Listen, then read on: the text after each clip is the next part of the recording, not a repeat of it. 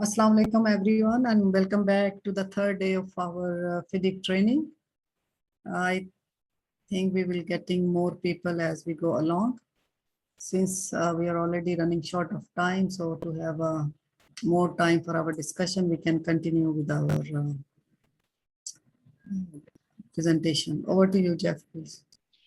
Thank you, Abina. Hello, everyone. Welcome back to our third of 4 days. So today we're going to have a session. The first session is dealing with time, commencement date, the time for completion, suspensions, delay damages, acceleration, etc. And the second session, after our break, will deal with variations and adjustments under clause 13. So we begin with timing in clause 8 in particular. So we're going to deal with commencement date, as I mentioned, programs, which are very relevant to everything to do with time, progress reports, which are linked to programs, suspension of the work on instruction from the engineer, what we do in the event of slow progress, when the contract is falling behind program, acceleration instructed by the engineer, and delay damages used to be called liquidated damages in earlier FIDIC contracts, and then termination. So commencement date. Under the pink book, the question of commencement date is a little complicated. Under most FIDIC contracts, red book, yellow books, silver book, the commencement date is simply the date the engineer says it is. But under the pink book, clause 8.1, the engineer must check that a number of conditions have been fulfilled, conditions precedent, before he can confirm the commencement date.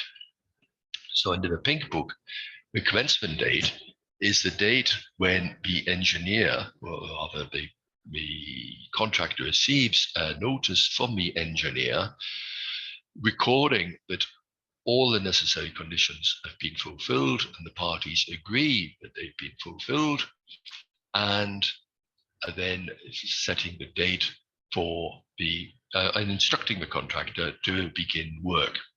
Now, the items which are listed under 8.1 are those which are on the slide. So signature of the contract agreement by both parties, together with any necessary approval from the relevant authorities. In some countries, even though the contract is signed, it's not classed as being effective until it has been approved, for example, by the Prime Minister's office.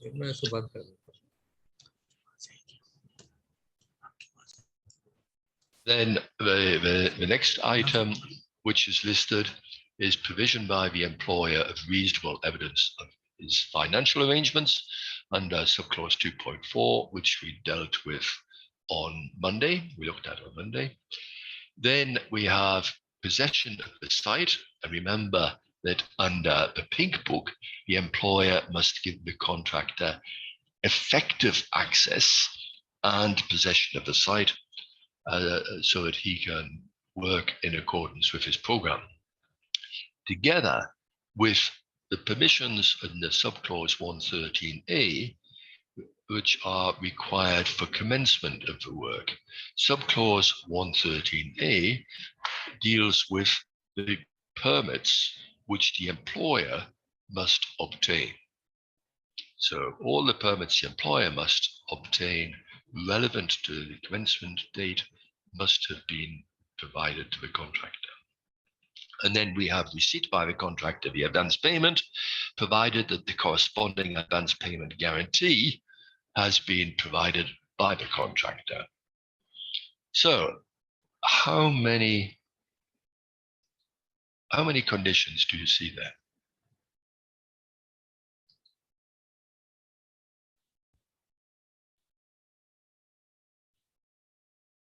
Any suggestions? Anyone? I know it's early. Well, for you it might not be so early. For me, it's very early in the day. How many questions do you see? How many conditions do you see? Hi, Jeff. Hi, Jeff. Yes. This is Dr. Murtaza. I think so. It's four conditions. Five conditions. Five conditions. Five conditions, because as you said, all permits have to be obtained. So first one is the signature, second one is the provision of evidence, third one is the site access, and then your fourth one is all the permits, and the fifth one, if I see, is receipt by the contractor of the advance payment, as it is on the slide. Okay, so we have one person thinks of five. Any other viewpoints?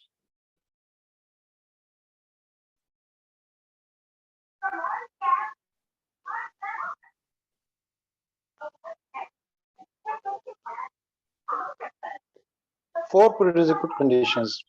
Four. Four. Okay, that's often the answer. A lot of people say four. I see on the chat we have some people answering. We have five, we have a four, we have another four, we have another four. Okay, so the consensus, very small pool, very small sample size, but it is four, and a couple of people have said five. So let's just go through it. Signature of the contract agreement, one.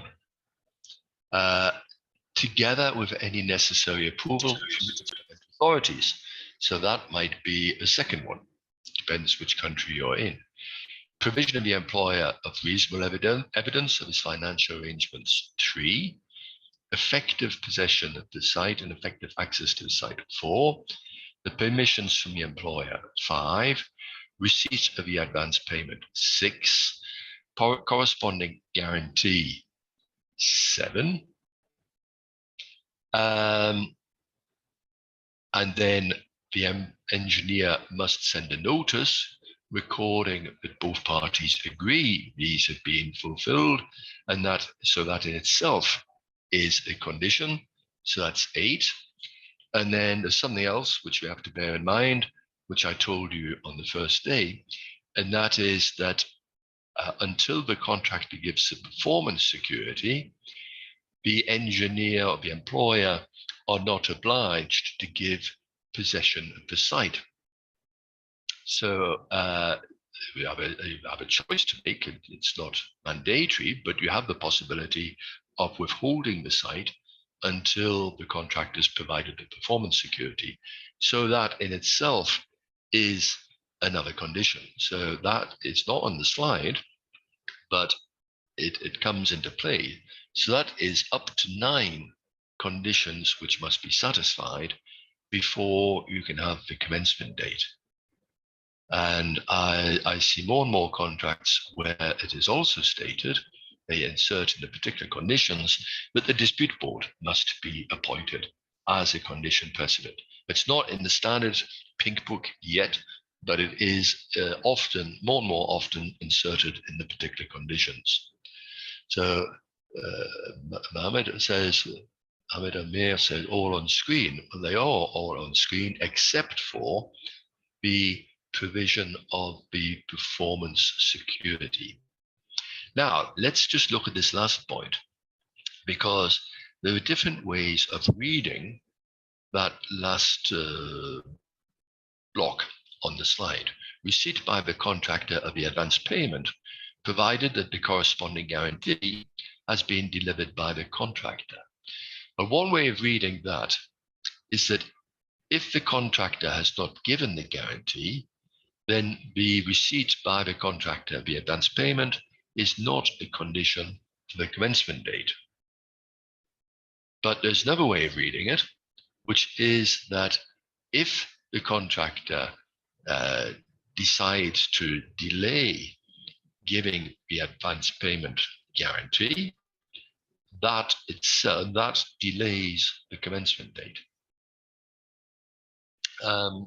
And so some contractors are actually quite slow at giving their advance payment guarantee.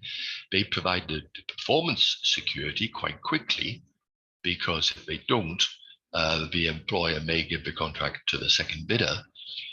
So they give that quite quickly, but they are slower about giving the advance payment guarantee. And one reason is that it will delay the commencement date, and that will give them more time to prepare for the project. Now, I have a question from Hidayatullah. What if the contractor does not request for evidence of financial arrangements or delays submission of bank guarantee for advance payment? Well, there's no requirement with respect to the commencement date for the contractor to ask for the evidence. You must give it. After the commencement date, the contractor can ask if he sees that the circumstances have changed and he begins to worry that you might not be able to pay. But even if he doesn't ask, you must provide the evidence with financial arrangements. Otherwise, the commencement date cannot take place. As I just said about the bank guarantee, if he delays submission of a bank guarantee, one interpretation is that that will delay the commencement date. The other interpretation is to say that as he hasn't given it, the receipt of the advance payment is no longer a condition, and therefore we will ignore that and proceed with the commencement date. I think if I was the engineer, I would send a letter saying all conditions have been satisfied except the last one, which has not been satisfied because the contractor has not given the advance payment guarantee. But before doing that, I think I would have to send a reminder to the contractor telling him that he must submit that, and that if he does not submit it on time, then the notice of commencement will be sent regardless of the fact that the advance payment has not been paid. So you give him a warning, and then if he doesn't comply, you issue a letter, you confirm why it is that you're fixing a commencement date, even though the advance payment has not been paid. Hamza Ali says, what if the site possession gets delayed due to land acquisition issues? With new commencement date, will all other contract conditions remain valid for the new date? Okay, so this is the whole point of the clause. This is why we have it in the MDB version of the contract, the pink book, where it's not in the normal FIDIC red book. The banks have the experience that many projects, many contracts are signed before the employer has satisfied all the land acquisition procedures. And so the commencement date is fixed, the contractor mobilizes, and then he can't do anything because the site is not available. So the banks have said, sort these problems out first, resolve all these issues before you fix a commencement date and you order the contractor to mobilize, because otherwise you have to pay him to be on site doing nothing while you're dealing with these issues. Okay, so the commencement date is postponed, the contract remains entirely valid, everything else remains in place. The time for completion is calculated from the commencement date.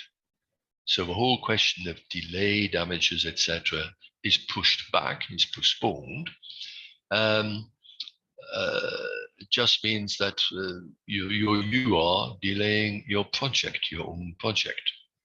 Now, I have some other questions about the advance payment. Let's see what they are. What if the contractor doesn't want to have an advance payment, to avail himself of the advance payment? That happens sometimes. It's usually because they are having difficulty getting the bank guarantee. And that is a bad sign in itself, because it means that if they can't get the bank guarantee, it's because they don't have money in the bank. So they're already short of money. And if they don't get the advance payment, they're going to be even shorter of money. How are they going to pay suppliers when they order goods? How are they going to pay the salaries at the end of the first month before they get paid for work done? So it's not a good sign. But what can you do about it? Well, not a lot. You can simply, again, ask him to confirm in writing that he does not require the advance payment, and then the engineer issues the notice confirming the parties agree, but confirming that the contractor agrees that he does not require the advance payment, and therefore is not a condition which must be satisfied before commencement date. Okay, is there anything else? Yes. Is there any time limit for contractors to submit requests for advance payment and subsequent bank guarantee? There is not. We see in a moment a timeline in relation to this. Is a conditional guarantee acceptable? Baba asks. Normally it is not. The wording of the guarantees is normally attached to a contract. Certainly the standard FIDIC contracts do have the models, the templates, which must be followed. And so normally they are in the bidding documents. Maybe the employer decides to change a word or two, but they are attached, and the employer must be satisfied that the actual security, the actual guarantee is satisfactory and complies with the wording. They come from a reliable bank, and they ideally are issued in Pakistan or via a bank in Pakistan. What is good in how many days are required to provide site possession after contract agreement? How many can we delay? Well, let's wait until you see the timeline. This will come up when we put this up on the screen in a minute. Then what else do we have? I think there was another question. Yeah. What is good in giving advance payment when contractor is already pledging money to bank against this payment? Yeah, that's the. It doesn't help if he actually has to have money in the bank in order to get the bank guarantee. It serves no purpose. But it's not always the case that the contractor must have the relevant amount of money in the bank. He has to have a good relationship with his bank, where the bank are confident that if things go wrong, they will be able to recover their money, either because the company will continue, it has other activities which are providing income on a regular basis, or the contract has assets, equipment, etc., offices, which can be seized and sold if the bank has to pay under the guarantee. So it's not always the case that you have to actually put cash in the bank in order to get the guarantee. Can you share the Pink Book with me as to read the SCs? Well, it is available, it's on, I think it's available on the ADB's website. I can't do it at the moment because it'd be a little complicated to open the file and show it to you, or to send it to you. Maybe at the break time, I can give you an internet address, a website address where you can get it from, but I think it is available on ADB's website. So let's move on. And yeah, here's the timeline. So the timeline begins with a letter of acceptance.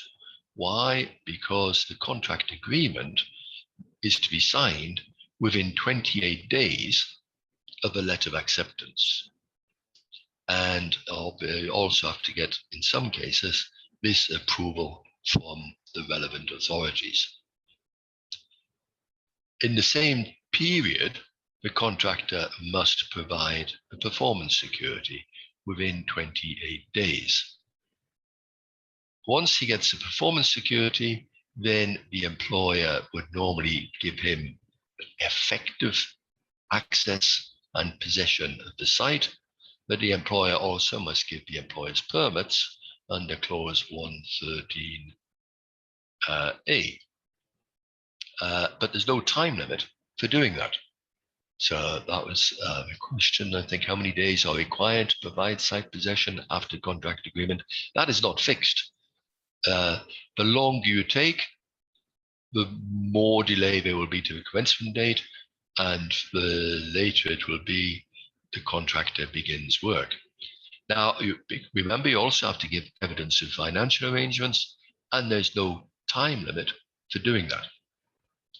Not an express time limit under clause 2.4, but we'll see in a moment there is an overall time limit for all of this. You have to pay the advance, but to pay the advance, there must be an interim payment certificate issued by the engineer, and you have to pay within 21 days after the issue of that interim payment certificate. But the interim payment certificate is only issued once the contractor has provided an acceptable advance payment guarantee. And of course, to get the interim payment certificate, he must ask for the money, so he must submit a statement. And we know from yesterday that once the contractor has submitted a statement, the engineer has 28 days in which to certify the payment, up to 28 days. So you could be looking at 49 days here from when the contractor submits a statement. If he delays the submission of a statement, all of this will be pushed back. The IPC, unless the engineer reacts very quickly, this will be pushed back. So the contractor could delay the provision of the advance payment guarantee, or delay the submission of a statement, and this will be postponed. So once these have been done, the engineer must send a letter confirming that both parties agree they've been done, and instructing the contractor to commence. And the date at which the contractor receives that letter is the commencement date. And all of that must be done within 180 days of the letter of acceptance. So that's the overall time limit. If you don't do it within 180 days, the contractor can terminate the contract and seek compensation. The compensation may not be very much, because before the contractor receives that notice of commencement date, he should not mobilize. There's no requirement to mobilize before we get that commencement date. Now, this period of 180 days, see, this is fixed up at the top. Signature 28 days, provision of performance security is fixed, maximum 28 days. But between that 28-day period and the 180 days, we have 152 days for fulfilling all the other items. There's no question of giving the contractor an extension of time to cover this 152 days or whatever the period is, because he doesn't need an extension of time, because the time for completion has not yet begun. And so the extension of time is to increase the time for completion to compensate the contractor for delays caused by the employer. But if the time for completion has not started, it doesn't need to be extended, because it's already been extended to some extent by the fact that the commencement date is postponed. So the postponing of the commencement date compensates the contractor for these delays by the employer in giving possession of the site, paying the advance, etc. Now, one other point we need to take into account is that the contractor must give his program under clause 8.3, we'll talk about this in a moment, within 28 days after receipt of this notice of commencement date. But the employer must give possession of site to match this program, so the contractor can work to this program without disruption. But you don't have it yet. So you have to give possession of a site to match something that you don't have. So you need to get some information from the contractor about what he intends to do in order to ensure that you give the site to match that program. So let's then go on and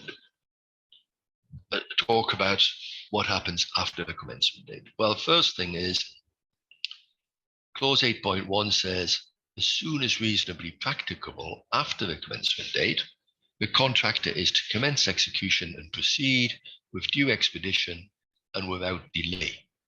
So it's not at the commencement date, the contractor must commence execution and proceed with due expedition. It is as soon as reasonably practicable after commencement date. So that is to allow a mobilization. So the question I've asked is, should contractor mobilize before the commencement date? Well, if he does, who's going to cover the cost if the commencement date is delayed? He doesn't have a ground for claiming. There's no clause in the contract which allows him to make a claim for additional costs. So if he mobilizes before the commencement date, then it's at his own risk and his own expense. So he cannot claim the costs. And the last point on the slide, can he claim an EOT? No, he cannot, because the time for completion has not started. So if the time for completion has not started, it has not been delayed, and it does not need to be extended. Khalil Ahmed asks, how much ahead a date for commencement date be fixed in the notice? It isn't. The date, it's the commencement date is the date the contractor receives the notice from the engineer. So on the other contracts, it's 7 days advance warning, 14 days advance warning, but this is the date that the contractor receives the notice. Now, let's talk a little more about this mobilization, because this often creates problems. The advance payment is described as a loan to cover mobilization and cash flow support. So, do you think that payment of the advance should actually be linked to progress of mobilization? And are you happy paying the advance and then maybe you don't see anything happening for 3 months, whereas the advance is supposed to be to cover mobilization? So do you think it would be better to tie the payment of the advance to the progress of mobilization? As another option, one thing you might consider doing when you're setting up the contract is to fix milestones for completion of mobilization. And then another point which sometimes comes up, and I've seen this in contracts in Central Asia, is that the contractor is required to prove what he actually spends the advance on. So is that good practice? Is that something you think you should do? So what are your views on this?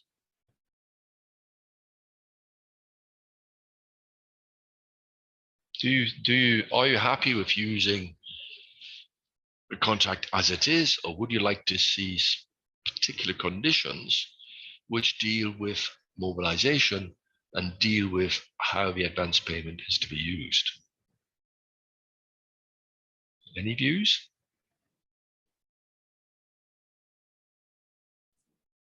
Hello. Yes. Yes, Yeah. Baba. Yeah, Jeffrey, thank you. I think advance payment that we are issuing for mobilization advance, it should be monitored, and contractor required to spend on our contract or our project. He should be using that money to mobilize our project, and progress of the mobilization should be monitored, and it should be monitored by the employer. I think so. This is my opinion. Okay. CM Sali has said, yes, contractor must give evidence or bills or advance payment. Any other views? Yes, please. Yes. I think we cannot compel the contractor to follow the mobilization or to complete his mobilization within a certain period, because actually this advance amount is for his support, and we cannot compel the contractor to tell him how he is using this mobilization advance, because he has given us a program, and the program should include the mobilization period as well. So we should see how the program is being followed. I think you have some support from that idea, because I see. Imtiaz Ahmed here. Yes, yes. Yes, I think it is not important to link to the progress, and as well to not need to any proof. We should give to the mobilization for to mobilize their construction activities.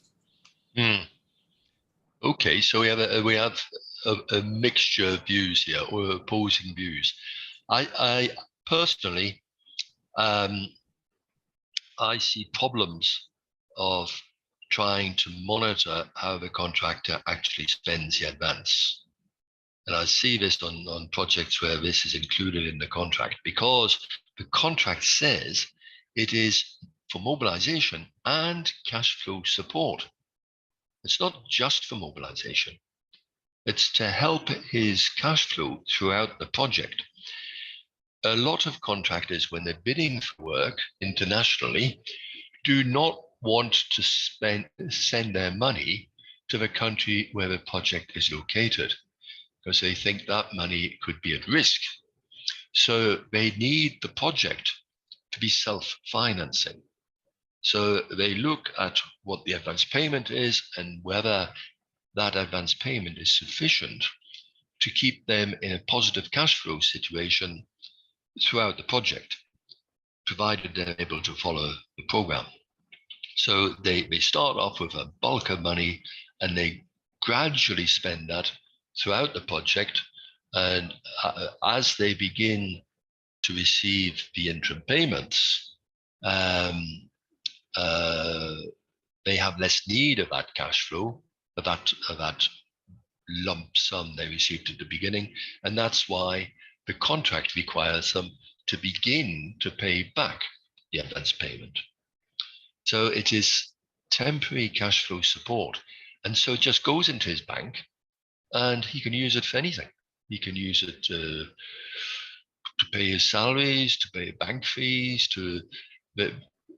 but the difficulties, the concerns we have, a lot of people have, are that once that money goes into the contractor's bank, he actually uses it to finish another project, and he doesn't have any of the advance left for your project. And unfortunately, that happens. It's even happened to me on a personal level, where I've employed builders here in France to do work for me, and it's normal. When you have a small builder, he asks for 30% advance payment. Now I've given the 30% advance payment, and then nothing happens, and then he goes bankrupt. So I understand the concerns, but expecting the contractor to prove exactly how he spends the money is not practical, and it's not even in line with the contract. Sometimes people put into the contract, say the advance payment will be paid in stages. There'll be a first advance payment, and then there will be a second payment after about 3 months, subject to mobilization. But then how do you measure the mobilization? How do you know when it is complete? On one project I was involved in, it wasn't under a pink book, but the philosophy is the same. The contractor had 17 months to design and build 2 power stations, and he was due to get a 10% payment, which was, if I remember correctly, it was about, I don't know which it was, I think it was about $50 million.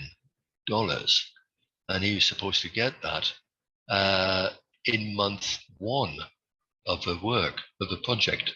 But the engineer refused to certify payment, basically because he was waiting for his coffee machine. And he said the contractor had not fully mobilized. So he withheld $50 million for about 12 months because he said the contractor was not fully mobilized. So that doesn't work either. So I'm not really in favor of trying to impose, or fixing particular conditions to modify the mobilization and advance payment requirements. Unfortunately, it's just a risk we have to take. We give the advance, then we have to hope the contractor does use it for mobilization.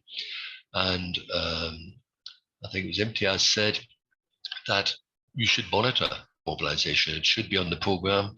There should be activities to show when he's going to have his site yard set up, when his equipment is going to arrive. And you monitor those, the engineer monitors those as usual, as for any other activity on the program. Mohammed says, advance payment is the part of project costs we must ask about how and where the payment has been spent. But as I said, you can't, because it says it's cash flow support. And once it goes into a bank account, you don't know where it's going to, unless the contract has a specific bank account for the project. And there it's only to be used for this particular project. But that's going to be very difficult to put in place as well. So unfortunately, there's no easy solution to this. You're in the hands of the contractor, and you need to have a reliable contractor who's going to use the advance payment properly. Okay, let's move on. So we talked about this program, and I mentioned it must be submitted within 28 days after receiving instruction to commence, and it is to be a detailed program. Why is the contractor only submitting the program 28 days after the instruction to commence? Wasn't the program part of the contract? Why do you think the contractor has to submit this program 28 days after the instruction?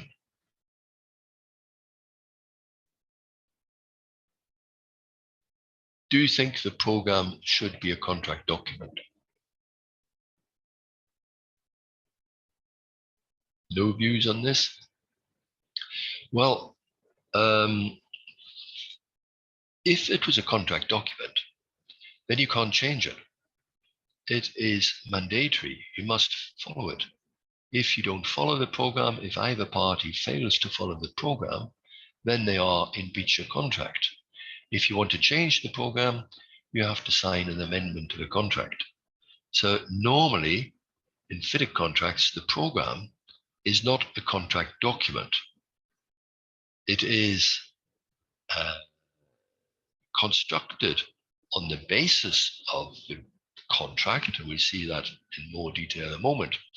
And it's to be submitted as soon as possible, as soon as reasonable, after the commencement date has been fixed, so that it represents what the contractor really anticipated to do at the beginning of the project, before things begin to change and problems begin to arise. So you need it very quickly after the commencement date is fixed, but it's not contractual, because it's a tool. It's not just a contract. It's not a contract document. It is a tool for managing the project from the contractor's point of view, and it is a tool for the engineer and the employer to monitor the contractor's performance, and also for them to organize their own activities and their own obligations. When does the site need to be fully available? When are the tests to be carried out? When are the inspections to be carried out? And such like. And this program, because it is prepared at the very beginning, before work really begins on site, then it is used as the baseline for developing claims by the contractor and for the engineer's review of the contractor's claims for extensions of time for completion. It's not the actual program we use, but it's a baseline. I'll explain more about that tomorrow when we're dealing with claims.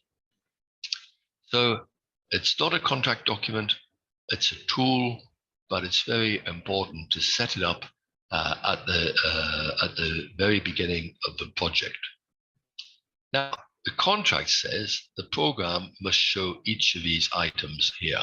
The execution of the work, states of contractor's documents, that's the submission and review of the documents, procurement periods, manufacture and delivery periods, construction on site, erection, and testing.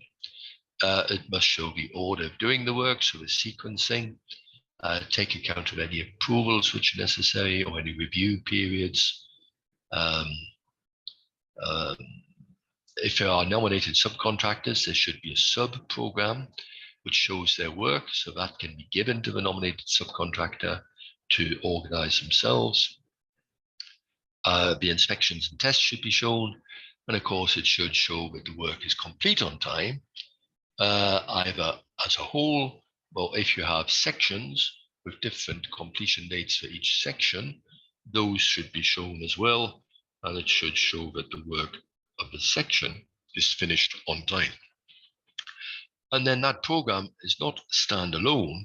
It must be submitted along with a supporting report, which a lot of people call a method statement, which describes how the contractor actually plans to do the work, the quantities and the resources he's going to use with respect to those quantities. How many workers, how many carpenters, how many steel fixers, how many drivers, what size excavators, where his cranes are going to be set up, where his batching plant is going to be set up, where is the quarry or the borrow pits, etc. Now, all of that then must be submitted within 28 days, and then the engineer has 21 days to review it. But all the engineer is entitled to do is to point out if the program fails to comply with the contract. He's not to say, I think you need more excavators, you can do this more quickly, I don't like the order of you doing the work. He is not to comment on the detail of the program, the schedule, and whether it is achievable or not.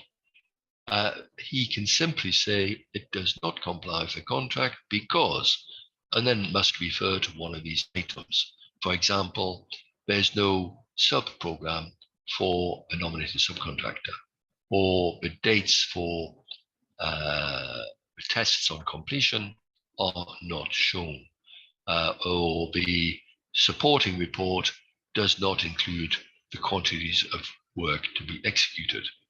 So that's all you can say. There's no question of approving the program. We don't even give you consent to the program. You can simply object to the program. And in that case, you must explain why by referring to this list of items in clause 8.3. Okay. Now I see a lot of projects where the engineer talks about approving the program, or he comments upon the details. I mentioned yesterday the arbitration I'm dealing with at the moment. We have exactly this problem. The contractor, the engineer never approved the program. Well, he's not required to, but he kept sending the program back to the contractor with comments about the organization of the work and the resources the contractor intended to use. And so the project was completed. Now we're in arbitration, and the engineer, the employer, is still saying, but there was no approved program, and therefore you have no right to claim because we can't measure against anything. Well, he's completely wrong. The engineer was wrong to argue he should have approved the program. His comments did not represent valid reasons for objecting to the program. So the contractor is entirely right to use the program that he submitted as the basis for evaluation of the claims. So it's a very important point. Okay. Now, if engineer thinks he knows better than the contractor how to program the work, why doesn't he become a contractor rather than the engineer? This is the contractor's job. He's supposed to know how to do the work. He's supposed to know how to organize himself. And if he doesn't, he bears the consequences. He's the one who have to pay the delay damages. So it's up to the contractor to organize the work how he thinks it should be organized. He must simply give this information to the engineer and the employer because they will require this information to properly monitor the works and to organize themselves. Incidentally, FIDIC 2017 goes further. They've added other items to this list. There's a greater emphasis on programming and on the quality of programming. Now, remember what I said yesterday. One of the documents which must be submitted with the contractor's statement in order to get an interim payment certificate is the progress report required by subclause 421. And as I said yesterday, if the contractor doesn't give a progress report or a valid progress report, then the engineer, the 28 days for the engineer to issue the interim payment certificate doesn't begin. And I mentioned that yesterday I received a copy of a letter from an employer to the contractor saying just that. So the clause 421 lists the items which must go in to a progress report. And on that, the list is fairly standard. It's things you expect to see, photographs, records of contractors' personnel, details of quality assurance documents, non-conformities, etc., safety statistics. But there are two things on that list which interest us when we talk about the program. The first one is of some interest, charts and detailed descriptions of progress. But the main item we're looking for is the one at the bottom, comparisons of planned and actual progress with details of measures to overcome delays. So every month when the contractor submits his progress report, he should look at the program, what progress has actually been achieved, where is the critical path now compared to where it should have been, where it was initially, and therefore what is the delay and what is the contractor going to do to overcome those delays. And if you don't have that information, it's not a compliant progress report, and the engineer would be entitled to delay the issue of the interim payment certificate. So in effect, every month you should be getting an updated program. Now, Hamsali says there are usually conflicts on the physical progress. How do we measure physical progress? Contractors manipulate figures for their interest. Well, it depends what it is you're doing for physical progress. If you are building an embankment, then you have the quantities of the embankments in the bill of quantities, and you can see the quantity actually placed, and therefore you have the percentage of progress with that item in the bill of quantities. But as I mentioned yesterday, you need to update the bill of quantities as you're going along, because that is an initial estimate of what the quantities will actually be. But if you measure against that, then you may get to a silly situation where you're recording that the activity is 120% complete, which it cannot be. So it's up to the engineer should be revising the quantities as information becomes available, and the contractor should be required to report against the modified quantities. One of the problems we have is that when the engineer issues his report to the employer, his report on progress is often based on financial progress, and he uses the S-curve rather than a bar chart, a Gantt chart, and therefore, and the S-curve doesn't tell you how long the project's going to take to finish. It can show that overall the contract is 1 month behind schedule, or 2 months behind schedule, or 6 months behind schedule, but it doesn't tell you whether any critical activities are impacted or not. And so the only way to know what the real progress is by updating the program and identifying where the critical path is, and then measuring the progress not in terms of percentage, but on the basis of months of delay to the critical path. Now, if contractor is not putting his claim in the progress report, then is there any contractual obligation? I'm not sure what you mean by putting his claim in the progress report. In the progress report, he should be identifying delays to progress. So he should, for each activity which is being executed during the month, he should show the actual progress of that activity compared to the planned activity. And then he updates the program. I forgot which key it is you press, and then on the keyboard, and then it shows what the new duration is going to be based on the progress to date, the duration of that activity, and and whether that has an impact on the critical path.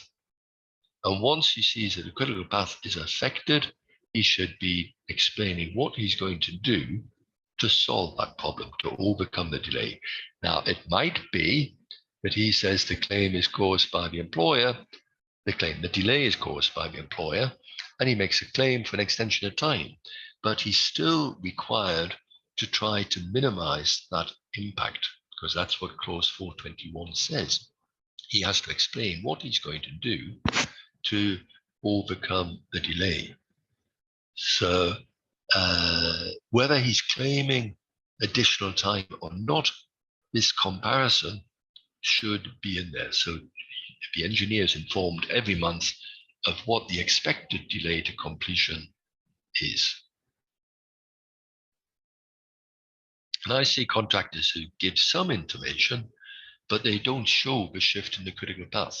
Until you have the shift in the critical path, and you don't know whether the project as a whole is in delay, or just whether if it is activities which are being carried out, individual activities might be in delay, but without any significant impact on completion. Now, let's move on to slightly different subject now and go to suspension. So clause 8.8 deals with suspension, the power of the engineer to order the contractor to suspend, and then clauses 8.9 onwards deal with the consequences of that instruction. So the engineer has the power to order the contractor to suspend work on part of the site, part of the works, or the entire site at any time, for any reason. Now, during the suspension, the contractor has the obligation to protect the works, to try to avoid any deterioration, any theft, or whatever, during the suspension. Now, if he has that obligation, it's better for him to know how long the suspension is likely to last and why. But the contract doesn't actually require the engineer to give that information.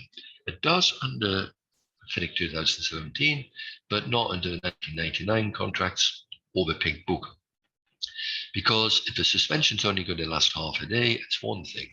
But if it's going to last 6 months, the amount of protection which is required will be, and the type of protection will be significantly different. Now, if the suspension is due to a contractor, then he's not entitled to an extension of time. He's not entitled to any additional payment.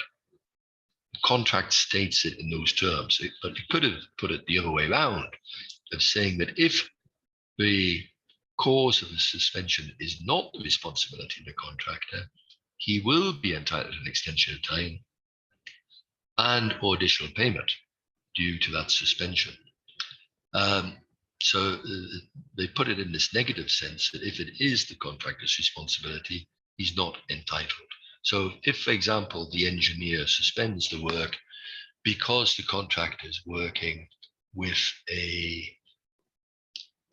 an out-of-date drawing, then that might be the contractor's problem. It depends who's to give the drawing. It might be the engineer should have updated the drawing and he hasn't done so. So in that case, it's the engineer who's at fault. It could be the suspends the work because the contractor has not submitted a method statement showing how he's planning to do it. In that case, it's the contractor's fault, because if the engineer had asked for a method statement and it's not provided, then he's entitled to suspend the work. Okay, so whether the contractor is entitled to compensation depends upon the reason for the suspension itself. I see I have a question there. If the contractor does not claim EUT because of client-related delays in his progress reports submitted with IPCs, can he claim EUT later?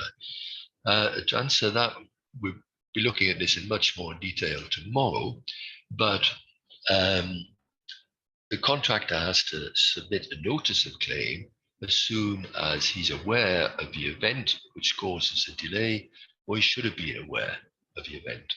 The claim itself should be submitted shortly afterwards. It's better for him to include the details in the progress report, but it actually says, clause 421 simply says he must list the notices of claim which have been submitted. So the claim itself can be submitted at a later date, but obviously his claim will be less convincing if it says something different, what he says in the progress report, when he is reporting on the likely impact of the delays to work. So from the contractor's point of view, it is important to ensure that the analysis in the progress report actually matches the claim which has been submitted or will be submitted in the future. Hamza Ali says, can engineer only give recommendation of suspension to employer, or can they suspend themselves? It is the engineer who instructs the contractor to suspend, not the employer. And the contract does not say that the engineer must seek approval from the employer before instructing the contractor to suspend. Usually the employer is not on site, the contractor is, and the instruction to suspend work may be required immediately. It may be urgent. And so the engineer has the power to issue instructions without any involvement of the employer. And that's significant to some extent, because we have the clause which says that there are restrictions on the engineer's authority. We can't give extensions of time for unforeseeable ground conditions without the employer's approval. He can't issue instructions for variations that go above a certain percentage. And yet here, he can order the contractor to stop work, and the employer will have to pay for the suspension, and the contractor will be entitled to an extension of time.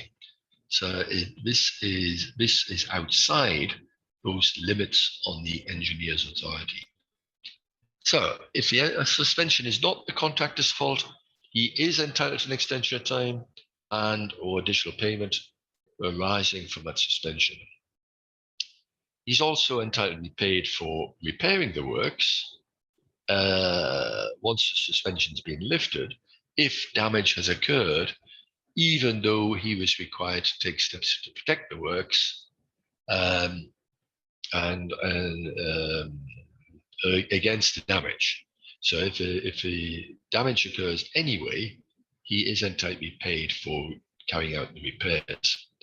Now, in addition, if the suspension goes on for more than 28 days, then, and the contractor has plant and materials which are ready for delivery to site, but they're not sent to site because of that suspension, then the contractor is entitled to be paid for those plant and materials which are not yet on site, provided he marks on them that they belong to the employer. So he needs to paint on the piece of plant or on the packing case that this is the property of the municipal water authority or whoever the employer is. Obviously, if we're talking about cement, that's more difficult to mark on bags of cement that it belongs to the employer. Now, in this respect, no bank guarantee is necessary. Remember when we talked about the payment for plant and materials which are on the way to site, but not yet delivered? Then for the contractor to get that payment, it was necessary to provide a bank guarantee. But in these circumstances, the contractor is entitled to be paid even though the items are not yet on site, and there's no requirement to give a bank guarantee. Before I go on, let's go to the chat because there's several things come in. First one from Jan says, does the engineer need to show reasons for suspension and the condition to be met for lifting the suspension? It is obviously at some point the engineer needs to say why it is being suspended, because otherwise the contractor will be entitled to an extension time. It will be assumed that that the contractor is not at fault. The suspension is the employer's responsibility, unless the engineer says it is the contractor's responsibility. So it is necessary for the engineer to set out the reasons for the suspension at some point, not necessarily in his first instruction, but if he doesn't say it at all, then there will be a claim for extension time and more money, and the contractor will be entitled to that until the engineer is able to show that the suspension was due to a contractor. Then Rifat says, does the substandard work, if stopped by supervisory staff on site, also come under this clause? Is there any quantum of work to be suspended by the engineer that will qualify for this clause? No, there's no quantum, because it said you can suspend the works partially or entirely.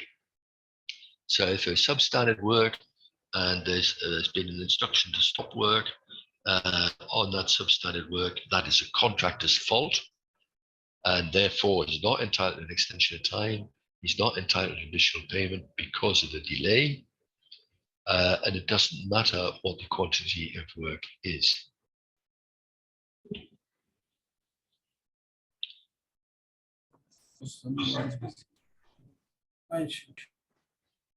Okay. Right, so let's go back to suspension. Now, I mentioned if a suspension goes beyond 28 days, the contractor is entitled to payment for plant and materials.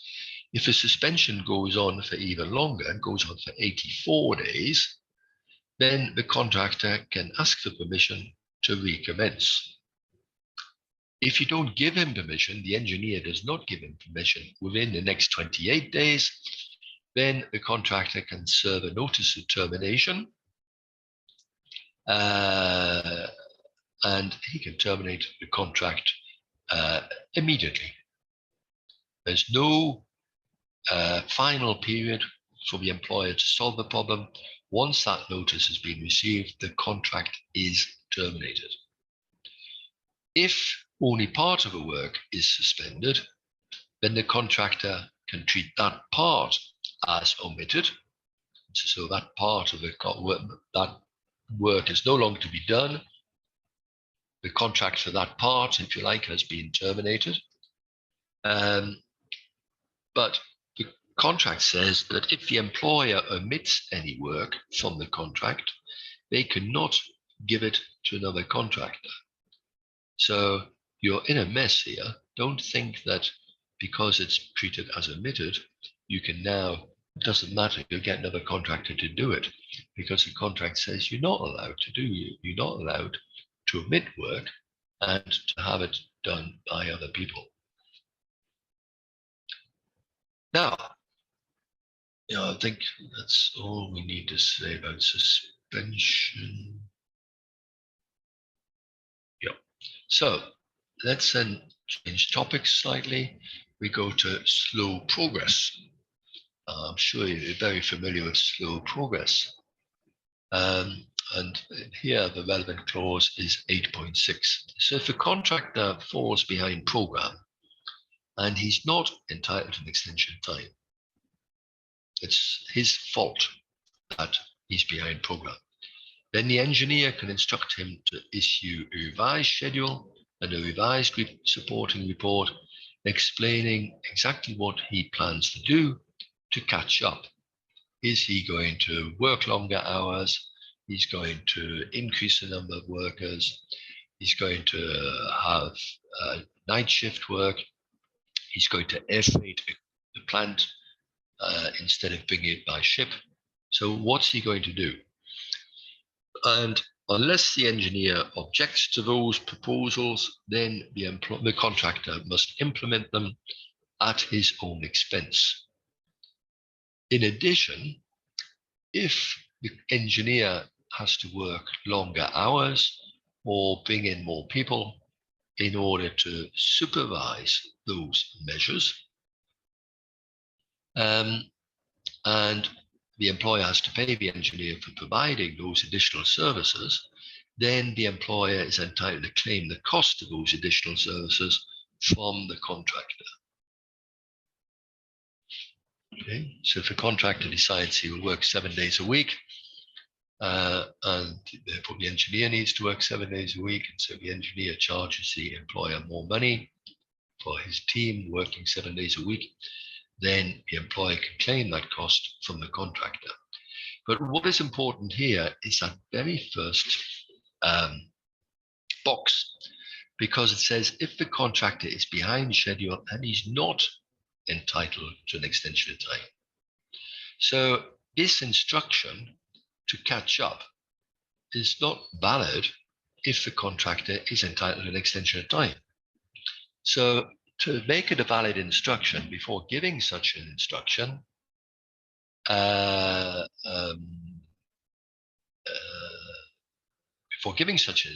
you must deal with any claims for an extension of time. If you have a claim for an extension of time and you haven't dealt with it, you cannot give an instruction to catch up. And so that is something to be borne in mind. Now, let's deal with acceleration, and then I'll go back to the chat.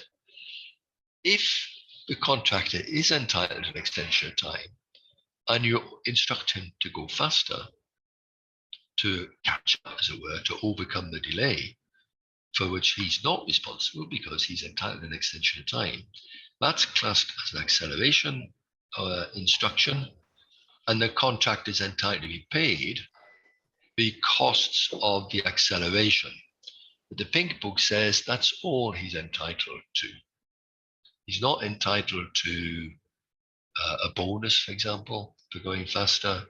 he's simply entitled to additional costs incurred by the acceleration measures. Now, there is a problem here because that wording about the acceleration is not in the normal FIDIC contract. So it wasn't in the 1999 versions upon which the Pink Book is based. The engineer didn't have that power to order instructions. But now we've inserted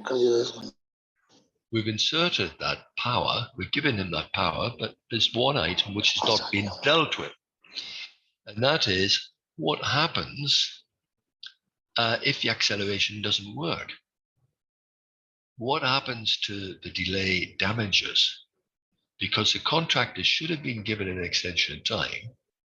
If he was given the extension of time, he would not be liable for delay damages. But the contract saying the engineer now can order the contractor to overcome the delay for which the employer is responsible, but he simply pays for the costs of the acceleration measures. But what happens about the liability for delay damages? What happens if the contractor is unable to overcome the delay? Is he liable for delay damages or not? And in fact, it's an omission, in my view, it's an omission from the contract. It should have said that the engineer must first give the contractor an extension of time to which he's entitled, and then instruct him to take measures to reduce the delay. That means that if the acceleration doesn't work, the contractor will not be liable for delay damages, because why should he accept the liability for delay damages as though the employer had not caused delay, and yet all he's been paid is the actual cost of the acceleration? He's not getting any increased profit or any bonus for taking that risk, which is not his. The employer was liable for the delay. The employer should not be entitled to delay damages as a result of that delay. On the question of instruction, there's one example, acceleration instruction I often use to show how acceleration is often unsuccessful. It's very expensive and doesn't often give the consequences expected. The example I give is that if, as a man, I want to have a family, and so I take my wife to have a family. I'm getting quite old. I am quite old. So I'd better do this quickly. Otherwise, I won't get the benefit of having a family. So I would take 2 wives, and that way I'll have the baby quicker. Instead of having my baby in 9 months, I'll have the baby in 4.5 months. So I will have the expense of 2 wives, but I won't actually get the baby any quicker. So that's what happens often when you order the contractor to accelerate. It costs much more, but you don't get any benefit, or very little benefit. Okay, now let's then move to delay damages. I just mentioned it. Clause 8.7 used to be called liquidated damages in FIDIC contracts. But liquidated damages, that expression comes from England. It is a British concept, a common law concept, which does not apply in civil law countries, where they don't have the concept of liquidated damages. They have financial penalties. And penalties and liquidated damages are not the same. I won't go into a law course here, but they're not the same. There are differences between them. So to make the FIDIC contract adaptable for both common law countries and civil law countries, they refer to it as delay damages rather than liquidated damages, rather than penalties. So, but the process is the same, even if the legal concept is not exactly the same. So if the contractor fails to complete the works on time, then within the time for completion, then he is liable for delay damages and the rate of the delay damages is stated in the contract data, and often is a maximum amount of delay damages also stated in the contract data.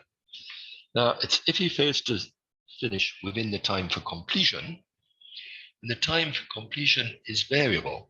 We have a time for completion as stated in the contract data, but then each time an extension of time is given, that time for completion increases. So it's after taking account of any entitlement to extensions of time. So,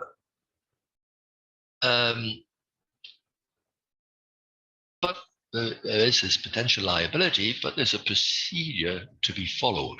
And it's very important for the employer and the engineer to follow this procedure. The employer is only entitled to the delay damages if he issues a notice of claim within 28 days after that entitlement arose. And there's a notice which must be sent under clause 2.5 within 28 days. If you don't send a notice on time, you can lose your right to the delayed damages. The employer can send a notice, or the engineer can send a notice on the employer's behalf. The third box here says the subject of delay damages needs to be considered within the context of the applicable laws. It is a topic which is very much very sensitive to the laws, the local laws. Different countries have different requirements with respect to these. In some countries, the employer is entitled to delay damages even if he does not suffer any loss. In others, he must be able to demonstrate some loss before he can claim the delay damages. And here, maybe I should address the chat which is coming in. I wanted to avoid having a long legal course about delay damages and liquidated damages, but I can explain one or two things. So, liquidated damages. Let's start by talking about penalties, because penalties can be used in civil law countries. You can have a penalty in a contract. So in countries where penalties are allowed, it is like a fine. The contractor is fined for being late. In England, a few centuries ago, the court decided that in a contract, you could not have a fine, one party fining another party, because that interfered with the judge's right. They said only judges could fine people. And so in common law countries, penalties are illegal. And common law countries generally are members of the British Commonwealth plus the United States, or it's not called the British Commonwealth anymore, it's called the Commonwealth, and the United States. So probably covers Pakistan. I don't know enough about Pakistan law, but it's probably heavily influenced by common law. And so penalties are illegal. So to get around this problem, business people invented liquidated damages. Liquidated damages are intended to be compensation for being late. And it's compensation for damage actually caused. Only it's fixed in the contract, so you don't know what the damage actually will be. So you have to estimate before signing a contract what the damage is likely to be if the contractor is late. And if you fix that in the contract. So in theory, you should have a calculation. You should be able to demonstrate that before awarding the contract, you did this calculation and this is it. This is what is included. Because if you can't show that calculation, the contractor could go to court and say, this is not a liquidated damage, it is a penalty, and therefore should not be applied. It is illegal. So normally you should have that calculation, but very few people do it. A lot of contracts simply say 0.01% of the contract price per day. Now, it might be possible to tackle that in certain circumstances. It is. I've been able to tackle it myself in Vietnam, for example. But normally, once the amount of liquidated damages is fixed, the courts or arbitrators will not change it. The rate is no longer open to discussion unless there's an argument about whether, given the circumstances, it should be considered as a penalty rather than truly a liquidated damage. Now, the differences in the countries where you have penalties, people can usually go to court and get the amount of the penalties changed if it is too high. If, given the circumstances, the penalty is unjust, it is excessive, then the courts will reduce the amount of the penalty. So that's a different approach, but then the general difference in approach, but then it's made more complicated because the local law imposes other regulations. As I said, in some countries, for example, in Malaysia, even though we talk about liquidated damages, you must be able to show some loss, otherwise the employer loses his right to the liquidated damages. He cannot claim it if he cannot demonstrate some loss. In Thailand, if the takeover certificate is issued without the engineer stating that the employer is entitled to delay damages, the employer will lose the delay damages, but you lose that entitlement. So you need to look at what the local law says. Now let's go to a chat because I see lots of things coming in.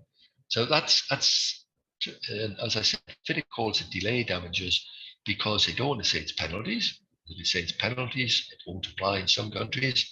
If they say it's liquidated damages, it won't apply in some countries. So they call it delay damages, and then whether it's to be viewed as a penalty or a liquidated damage will depend upon what your local law says. Now, is there any way of applying delay damages on slow progress even before contract completion date? There is not. We often say that the contractor is entitled until the last minute of the last hour of the last day. And even though it's obvious he's not going to finish on time, you must wait until the period has expired and then the entitlement arises. Until that last minute of the last hour of the last day is expired, you have no entitlement. And that is can be a problem because what you want is to have some way of ensuring that contractor follows his program and makes good progress. And so often people want to have the possibility of applying delay damages for milestones. They have milestones in the contract. If the contractor achieves a milestone, then that's okay. If they don't, they have to pay delay damages. FIDIC doesn't deal with that because in some countries, the delay damages on a milestone would be classed as a penalty because you must be able to, in the common law countries, you must be able to demonstrate that it was foreseeable the employer would suffer some loss if a contractor fails to meet the milestone. And if you can't demonstrate that there would have been a loss, then it's classed as a penalty and is illegal. And so to avoid that difficulty, FIDIC doesn't talk about it. If you want to have milestone dates, you have to consult a local lawyer about penalties. And if he agrees, put in the penalties, put in the milestones with delay damages attached to each milestone, which are in fact penalties for late completion. Are liquidated damages refundable? Normally they're not, unless you put in the contract that they will be refundable. But if you say they're refundable, it's giving the impression it is a penalty, and you are going to release the contractor from the penalty if he actually improves. So that might reinforce an argument the contractor has to say that it's a penalty, it's not applicable under local law, and it should be thrown out. If it's damage, the employer is really going to suffer damage, then why would you refund? Unless, of course, you don't actually suffer any damage. Does the employer's entitlement to delay damages occur once the contract duration expires, or could it be used during the currency of the contract? The common understanding in Pakistan is that DDs can only be materialized once the project completion period expires. That is true. It's a correct understanding.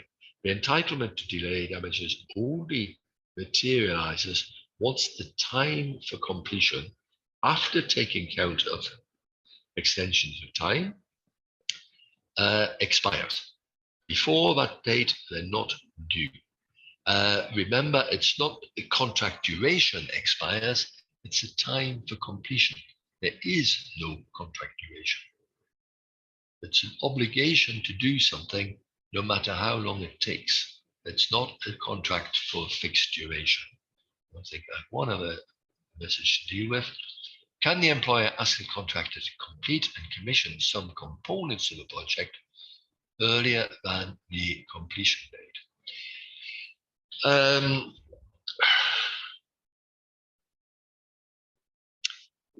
Normally he cannot.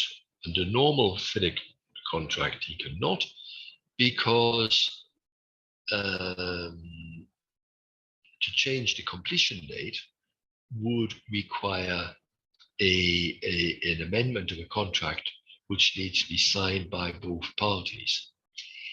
Now, if we look at this clause 8.6 under the Pink Book, it says that if the contractor was entitled to an extension of time, so that would change the completion date to a later date, the engineer can instruct the contractor to take measures to accelerate. So that could be for the entire project, or it could be for parts of the project. So under clause 8.6 in the Pink Book, I think you could ask for early completion if you have caused delay, which would entitle the contractor to an extension of time. If you've not caused delay, and you want the contractor to finish early than the date stated in the contract, or the date based on the time for completion stated in the contract, I think you would need to ask the contractor for a proposal to accelerate under clause 13, variations, and if you accept that proposal, you pay the contractor extra in order to accelerate. We'll deal with that after the break when we're dealing with variations. Right, we have half an hour left, so let's do termination and then we'll move to our case studies. So under clause 15.2, the employer can terminate the contract under certain circumstances for default where the contractor is in default. So one of the reasons for terminating the contract is where there is excessive delay by the contractor. There is it's an expression used, demonstrates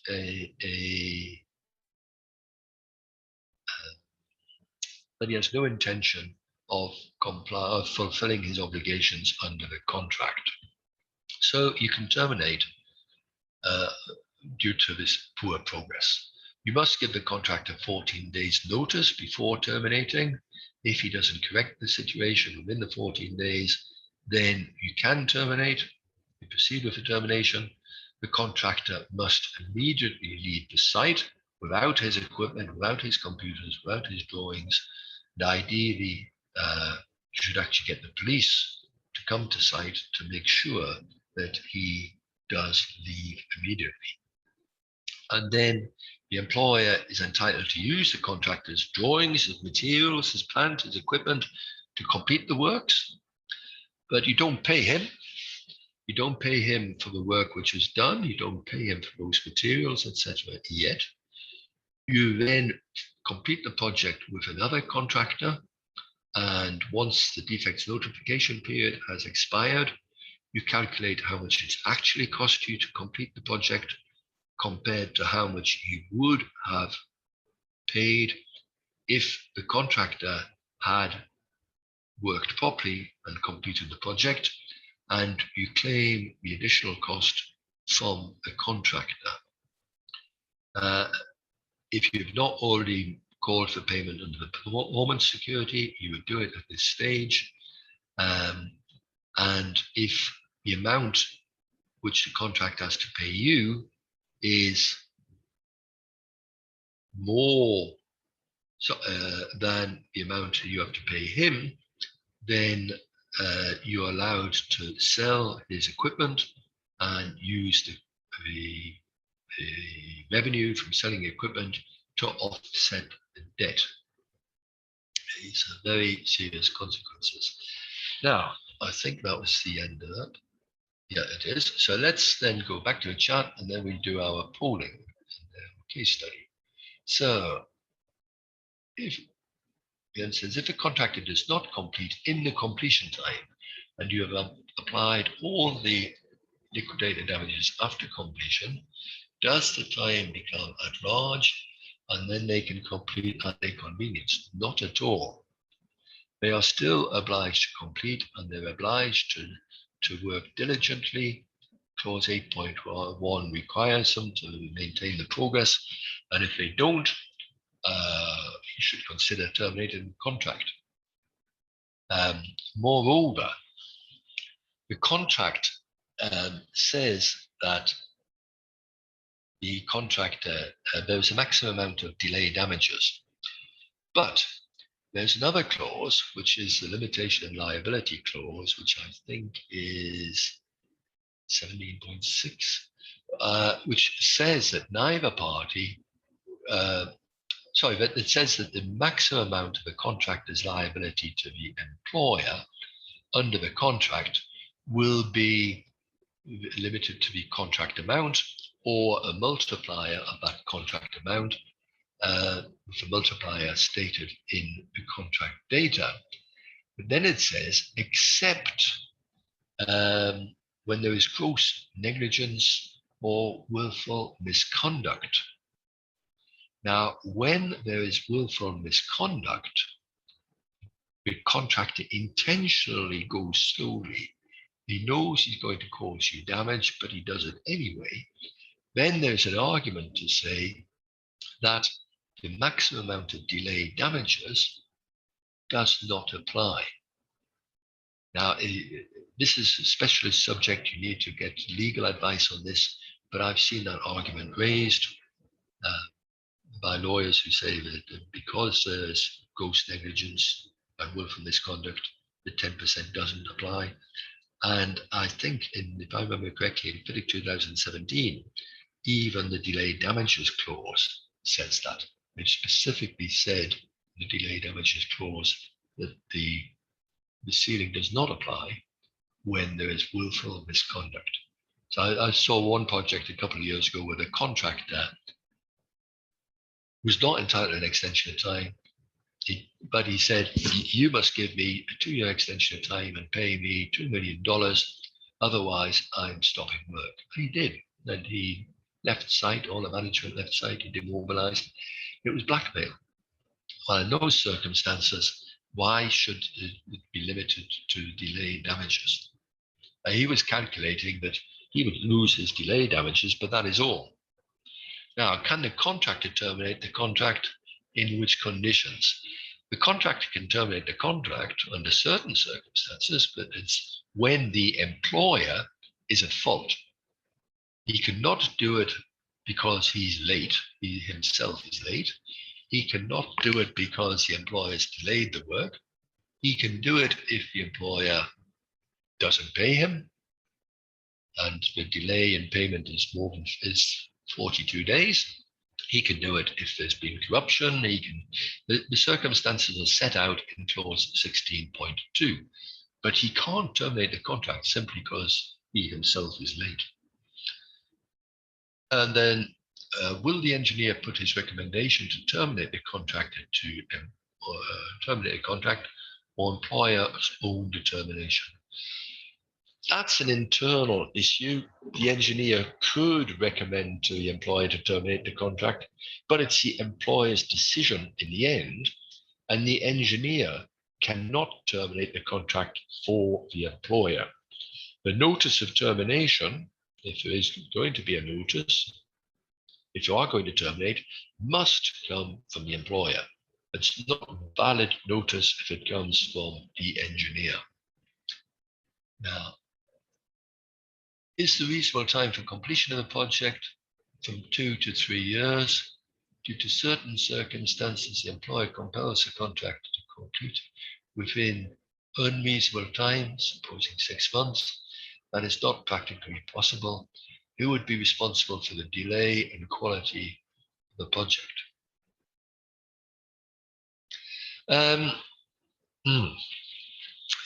Interesting. The employer compels the contractor to complete. Well, if the original duration was 2 or 3 years, you cannot compel the contractor to finish earlier than that. You can ask him to finish earlier than that, and he makes a proposal, and then it is up to you to accept the proposal or not.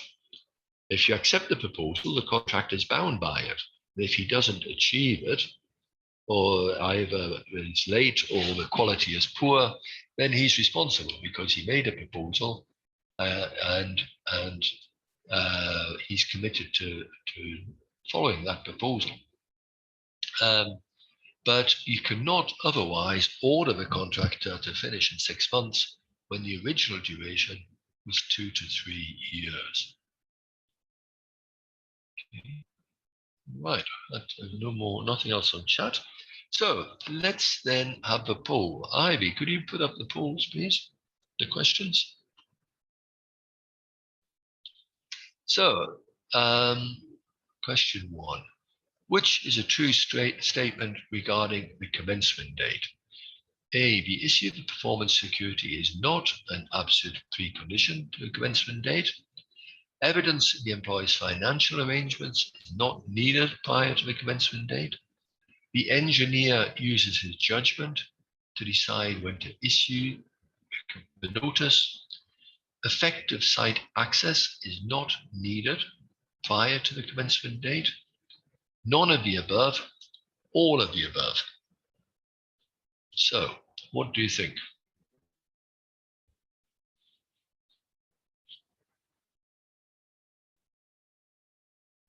Which is a true statement? Okay.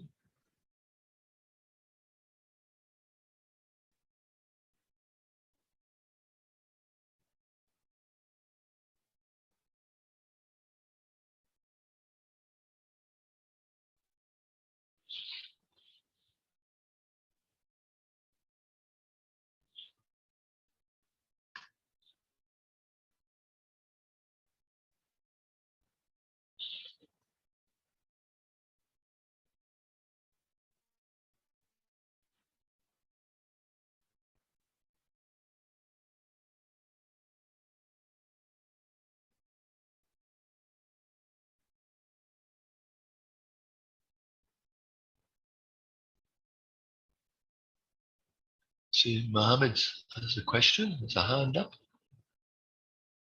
Mohammed Salman.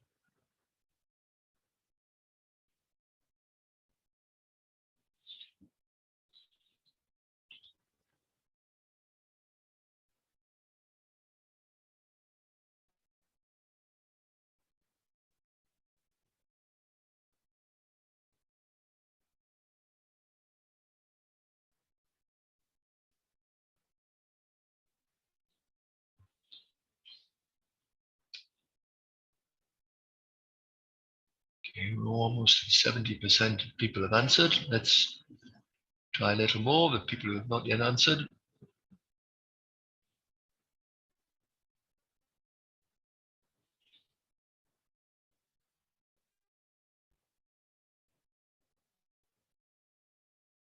Okay, we're at 70%. People have answered. So let's see what the results are.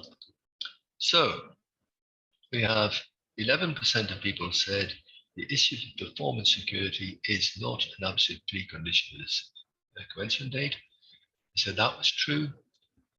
3% said evidence of employees' financial arrangements is not needed. That's one person. 5% said the engineer uses his judgment to decide when to issue the notice. 8% said effective site access is not needed prior to the notice, prior to the commencement date. 68%, so the majority of people said none of the above is true.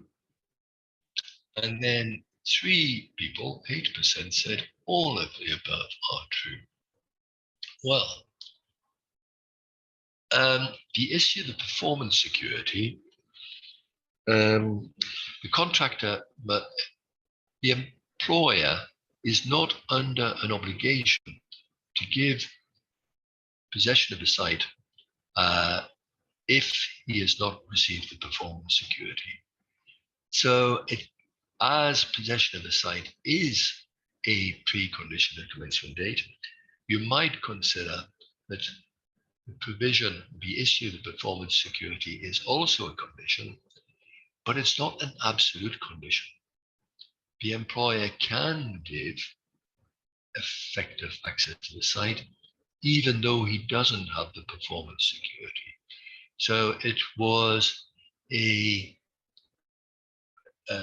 trick question, not a trick question, a difficult question, because it's not an absolute precondition, but I would say it's a recommended precondition. You can go ahead, the engineer can go ahead and fix the commencement date, even though the performance security has not been received, but it's not recommended, and he has the power to withhold the commencement date until he does have the performance security. Now, evidence the employer's financial arrangements, this must be given. So that is a false statement as well. The engineer uses his judgment to decide when to issue the notice. He doesn't. He must be sure that the conditions have been fulfilled and the parties agree that the conditions have been fulfilled. So it's not, it doesn't have any power to decide this. It's not a question of judgment. It is black and white, or should be black and white. Effective access, site access is not needed prior to the commencement date. Well, effective site access, at least to part of the site, is required.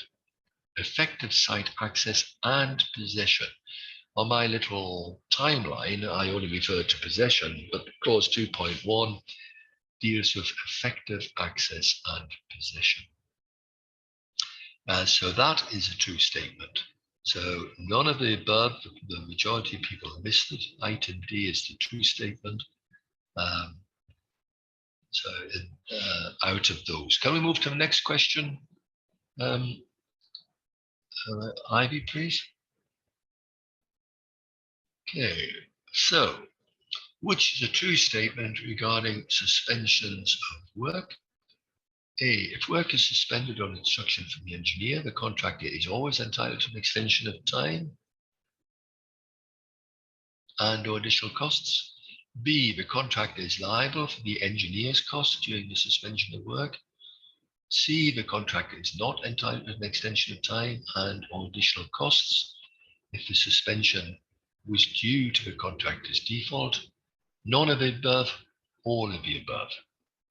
So, what do you think?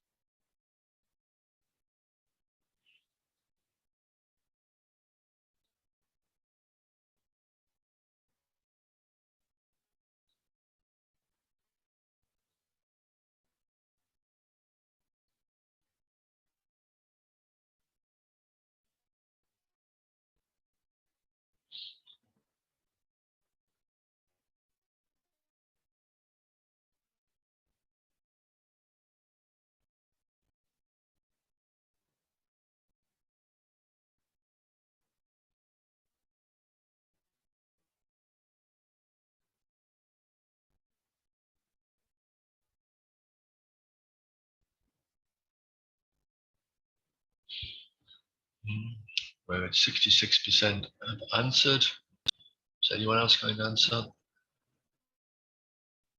68, let's get to 70, and then we'll view the answers. One more person to answer.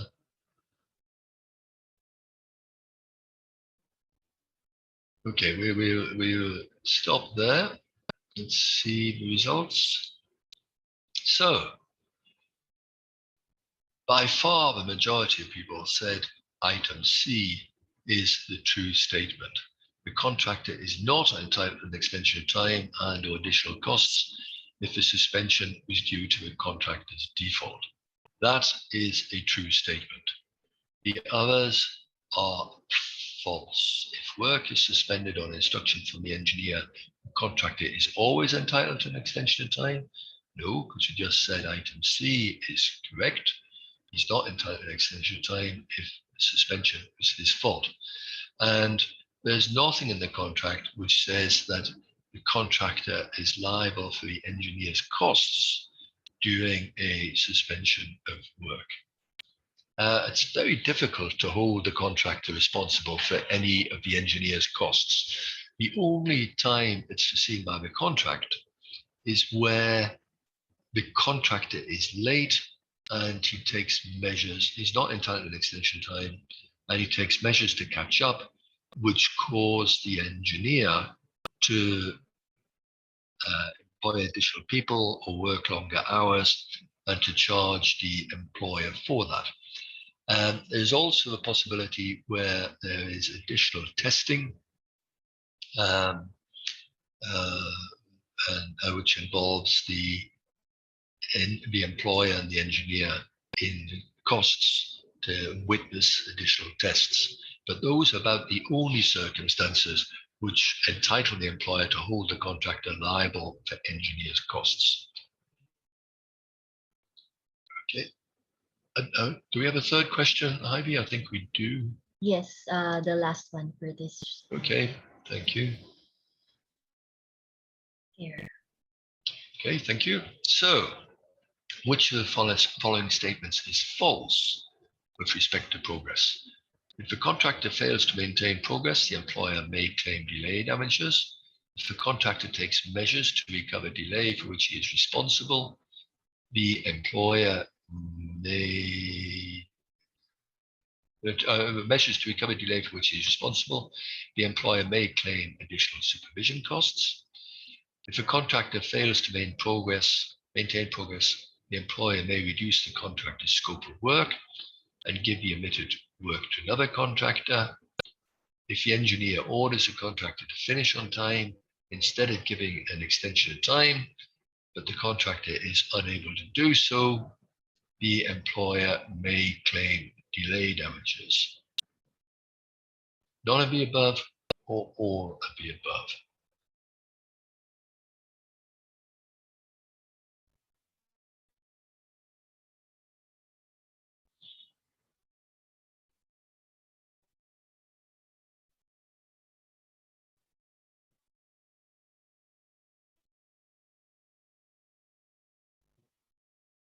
Remember, it was false. Which statement is false? Not which statement is true.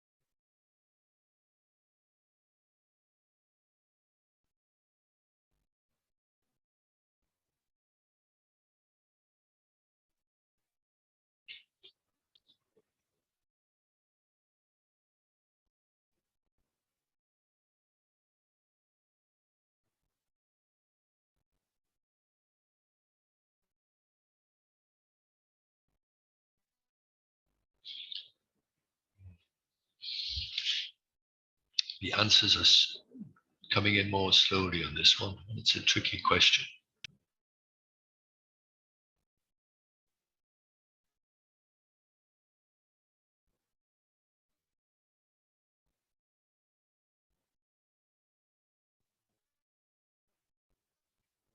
Okay, well, let's stop there.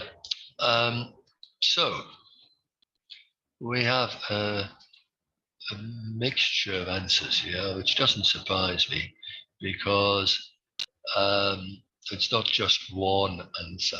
There's not just one statement. So which of the following statements is false? So if the contractor fails to maintain progress, the employer may claim delay damages. Well, it depends what we mean by maintain progress. If a contractor fails to finish on time, the employer may claim damages. So that would be true. But if it's simply failing to maintain progress before the time for completion ends, then the employer cannot claim delay damages. So in that case, item A would be false. So it all depends what we mean by fail to maintain progress. Do we mean fail to complete on time, or simply falling behind schedule? If it's falling behind schedule, the statement is false. If it's failing to complete on time, the statement is true. So that doesn't surprise me that we didn't have many people choosing that one. If the contractor takes measures to recover delay for which he is responsible, the employer may claim additional supervision costs. Well, that is true. If the contractor takes measures, he's responsible for the delay, he must catch up. The engineer works longer hours, he charges the employer for that, the employer can claim the costs. So that item is true. If the contractor fails to maintain progress, the employer may reduce the contractor's scope of work and give the omitted work to another contractor. He cannot. That is false. So 33% of people said it's false. That's correct.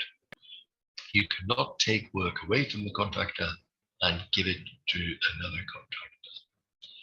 If the engineer orders the contractor to finish on time instead of giving an extension time, but the contractor is unable to do so, the employer may claim delay damages. Well, the contract is not very clear, as I mentioned. It doesn't actually deal with this point, but I think you would not be entitled to delay damages because the contractor was entitled to an extension of time, even though you asked him to finish ahead of that without the extension time. So you cannot apply delay damages when you caused the delay. So that is false. Okay. None of the above, obviously. There are the two items there which are false, so E and F don't apply. Okay, thank you. So we've ended the poll. So now we're going to go to case study very quickly before. Well, maybe we'll have a break and then we'll do the case study after the break. But just before that, I have something in the chat from Ali Mohammed from Trans Karachi. May the engineer suspend the works after issuing notice to correct under clause 15.1 if the contractor is still not performing as required, or the engineer should recommend employer for termination right away? Well,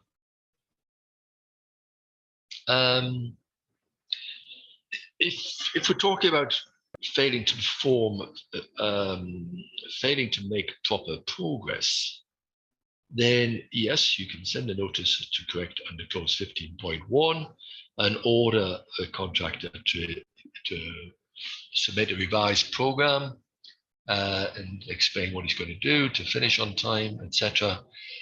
So there's not much point in suspending the work if you're in that situation. You want the contractor to go faster. So if you suspend the work, you're actually going to make the situation worse. I wouldn't recommend suspending the work if the problem is lack of progress. So if you sent a 15.1 notice, normally, if the contractor doesn't respond to that in a proper fashion, you don't have much choice. You have to, the engineer should then recommend to the employer termination, and it'll be up to the employer to evaluate what is the best course of action. Is it better to terminate or just accept the delay and not terminate if you're close to the end of the project? It's always difficult for the engineer if he sends a clause 15.1 notice and then the contractor doesn't respond and the employer doesn't follow it up by a termination, because then the engineer feels that he's wasting his time. What's the point in him threatening the contractor if the employer is not prepared to support him in it? So before the engineer sends a notice to correct under clause 15.1, he should consult with the employer, explain the situation, and they should decide on a strategy. What is the best thing to do? Because if you follow 15.1 and the contractor does not respond, then the employer is almost obliged to proceed then with termination. So you need to have an overall view of things and to define a strategy. Okay, we're exactly on 9 o'clock here in Europe, which means it's our break time. So we start again in 15 minutes, and we'll do so by looking at the case study in relation to the commencement date. And then we move on to variations and adjustments. Okay, thank you. Have a good break.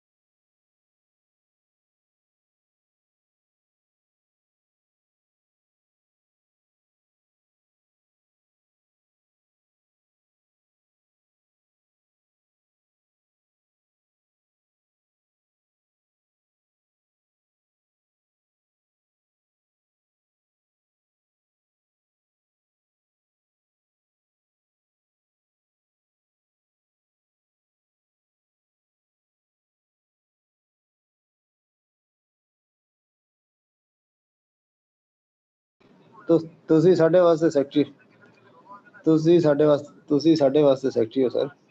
ਹਾਂ ਤੁਸੀਂ ਨਹੀਂ sir ਨਹੀਂ ਤੁਸੀਂ secretary ਹੋ।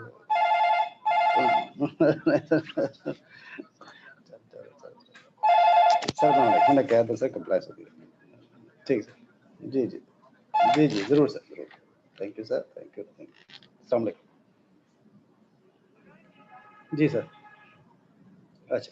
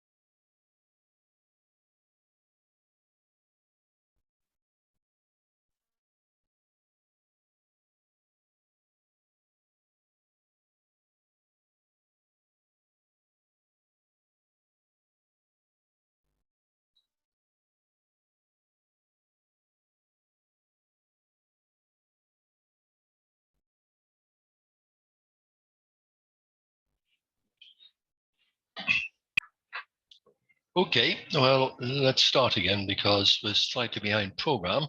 If we're going to do the case study, we must start immediately. However, having said that, I see that during the break, another question came in on the chat from Abdul Rahman. It says that in a situation when the contractor doesn't perform or complete the work as per contract, remains non-responsive even after notices, he is not granted to.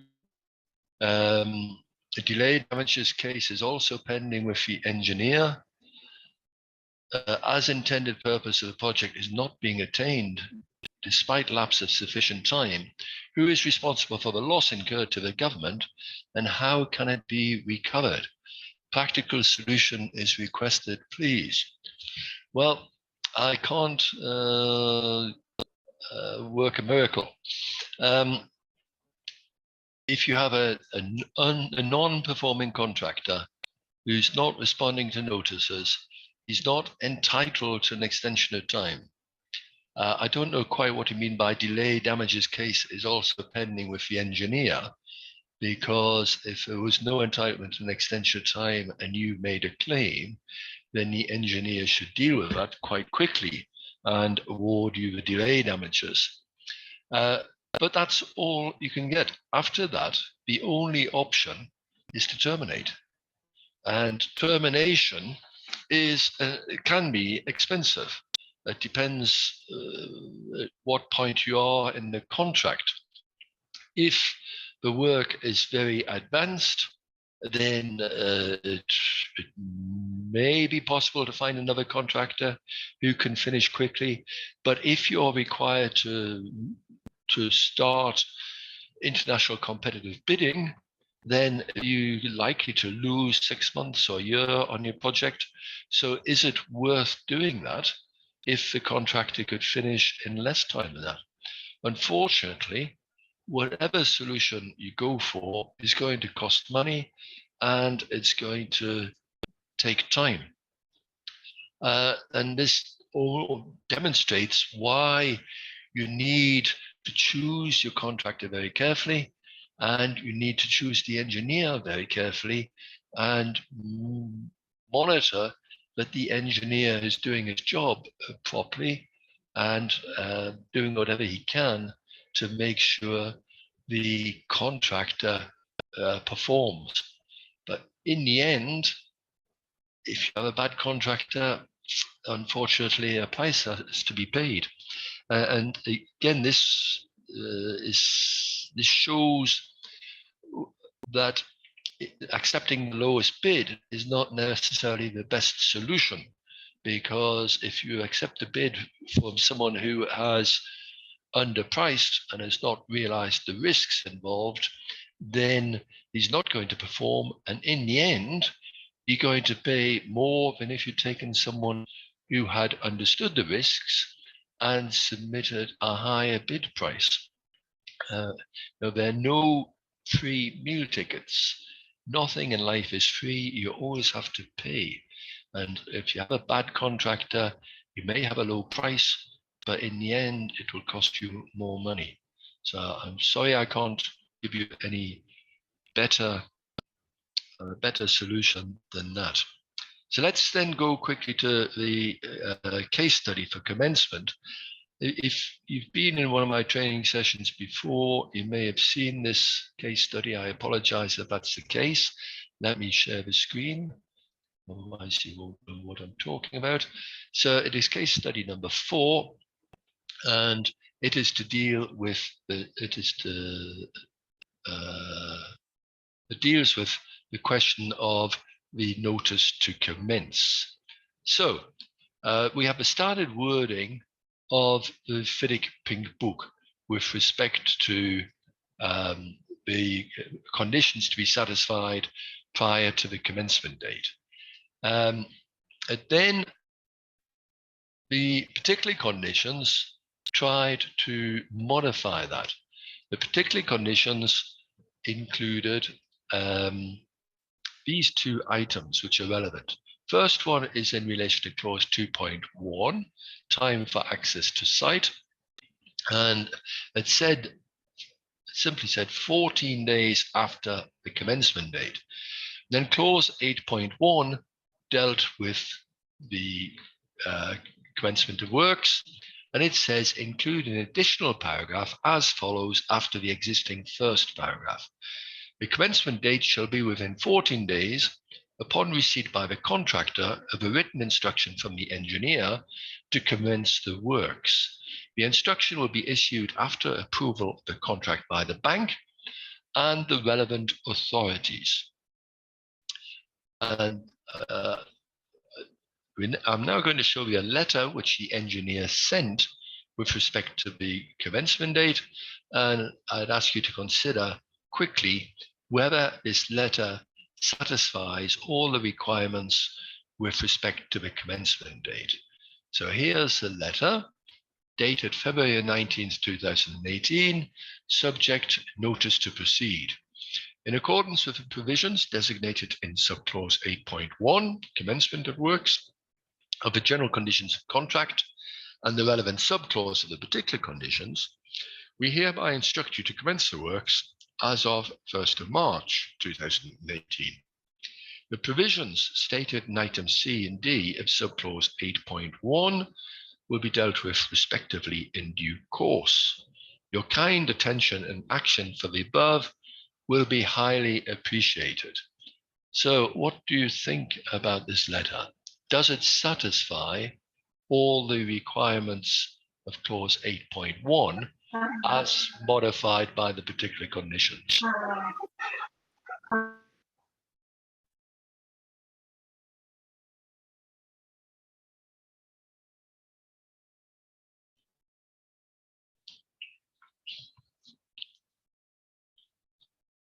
Any ideas on this?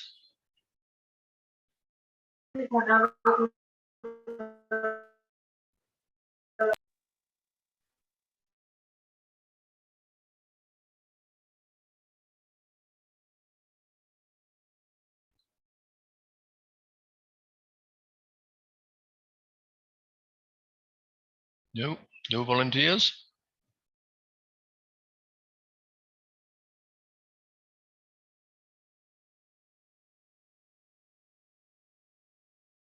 Shall I pick someone? Okay, let's see. So I have Hamsali says there's no mention of access to site. There's not. The engineer should not specify the date. From Mahfouz, anything else?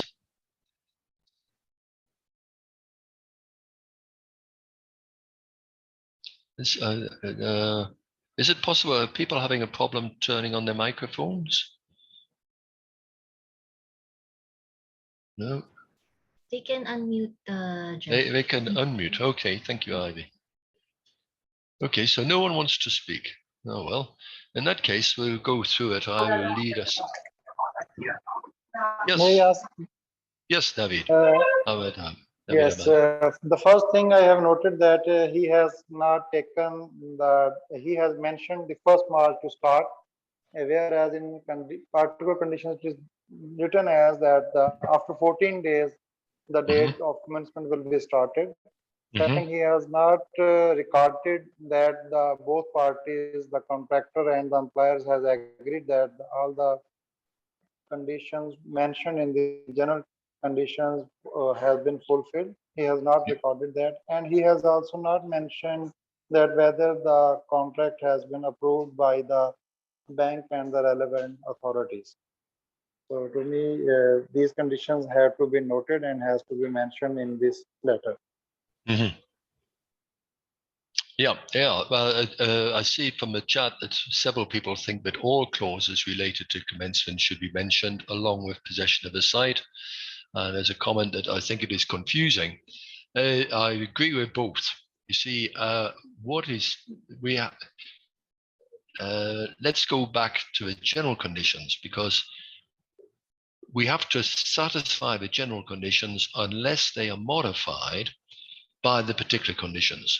So as you quite rightly said, the first point is the letter does not say the parties agree that all the conditions have been fulfilled. Okay, so the letter is missing that. Now, as one person said, he should not fix the date. He's actually said the date shall be the 1st of March. But if you go back to that wording, it says the commencement date shall be the date at which the following precedent conditions have all been fulfilled, and the engineer's notification recording the agreement is received by the contractor. So you should not be fixing a future date. It is the date of receipt of the letter which counts. And all we know there is it was sent on the 19th of February. We don't know when it was received. Now, so that's already one failure. As you said, there's no mention of signature of the contract agreement or approval by the higher authorities.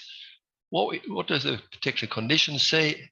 Well, it says the commencement date should be 14 days, within 14 days upon receipt by the contractor of a written instruction. So does that mean the engineer was right to put the March 1st? We'll come back to that in a moment. And the instruction will be issued after approval of the contract by the bank and the relevant authorities. So if this is the instruction, which is referred to in the particular conditions, then as it's been given, we might assume that approval has been obtained by the bank and the relevant authorities. We don't know who those are, but we have to assume because the letter doesn't actually refer to it. So it would have been better to actually put in the letter that that had been achieved if this is the letter required by that particular condition. Now, let's then go through A, B, C, D in more detail. So A, we just dealt with. B, delivery to the contractor of reasonable evidence that employs financial arrangements. That's not mentioned at all. Then C, except if otherwise specified in the contract data, effective access to and possession of the site is given to a contractor together with such permissions under A of subclause 113 are required for the commencement of the works. Does that apply? Well, the access is dealt with here. because it's been modified by the particular conditions to 14 days after the commencement date. So the first part of item C no longer applies, but the second part, the permits, have not been dealt with. There's no mention in the letter about the permits, and that item, the permits, has not been modified by the particular conditions. But then the letter actually says C and D will be dealt with later. So it's actually worse than that. It's saying the question of permits will be dealt with later. The same for item D, receipt of the advance payment. It will be dealt with later. So is this letter a valid letter? No. Well, I certainly say it is not. It has not dealt with all of the conditions under the general conditions, clause 8.1. It hasn't said the parties agree, and it specifically says that some of the items will be dealt with later when they should have been dealt with before the commencement date. So I would say this is not a valid letter. One other point on the letter, the subject says it's a notice to proceed. Where does clause 8.1 talk about a notice to proceed? It says instructing to commence the works. Notice to proceed is the expression ADB uses and a lot of the other multilateral development banks use with respect to the commencement of the consultancy services agreement, the professional services agreement. It's what the employer gives the consultant for him to start work. It's not mentioned in FIDIC contracts. It should have been called a notice to commence or an instruction to commence the work. It's good practice to use the same expressions that you find in the contract. Now, one other problem we have is here. It says in the particular conditions include additional paragraph as follows after the existing first paragraph. The first paragraph actually ends at the end of item D. All of that is the first paragraph. And then we must add in this additional paragraph. So in fact, we now have a requirement for two letters. We have the first one, which says all the conditions have been satisfied. And then we have a second one, which is 14 days, fixing commencement date, 14 days after the written instruction from the engineer. So in fact, where the problem comes from is that the intention was to delete this first paragraph and replace it by the second. By this, the commencement date shall be within 14 days. That, if that had replaced that first paragraph, then there would be very little problem. But it was poor drafting of the contract. The particular conditions were not thought out, and it has created a problem which the engineer has tried to work with in his letter, but unfortunately it doesn't work very well. Now, as a result, it means you do not have a valid commencement date. The contractor could have refused to start work, but he didn't. He started work, but it was at his own risk to some extent. He was paid for doing the work. Eventually, there was a lot of delay in getting advance payment, but he was paid for doing the work. However, there was no time for completion, because if you don't have a commencement date, there's no time, there's no starting point, the time for completion. So if the contractor finishes late, what you think is late, can you apply delay damages? The answer is no, because if you don't have a valid commencement date, You don't know when the time for completion begins. You don't know when it ends. You cannot prove that the contractor is late in finishing, and therefore you have no right to delay damages. And that is what happened on this project. And it's something which comes up quite often. So you need to manage this process very carefully and make sure that the letter about the commencement date is absolutely clear and fully complies with the general conditions and any particular conditions. Okay. Right. Let's leave that. I had to go through that quite quickly because we are behind program. And let's instead move to variations and adjustments. Okay, so just a second. What are we going to cover here? We're going to cover variations by instruction under clause 13.1, request for proposals under 13.3, then value engineering proposed by the contract under 13.2, the valuation of variations. We mentioned day works, which is one way of paying for variations.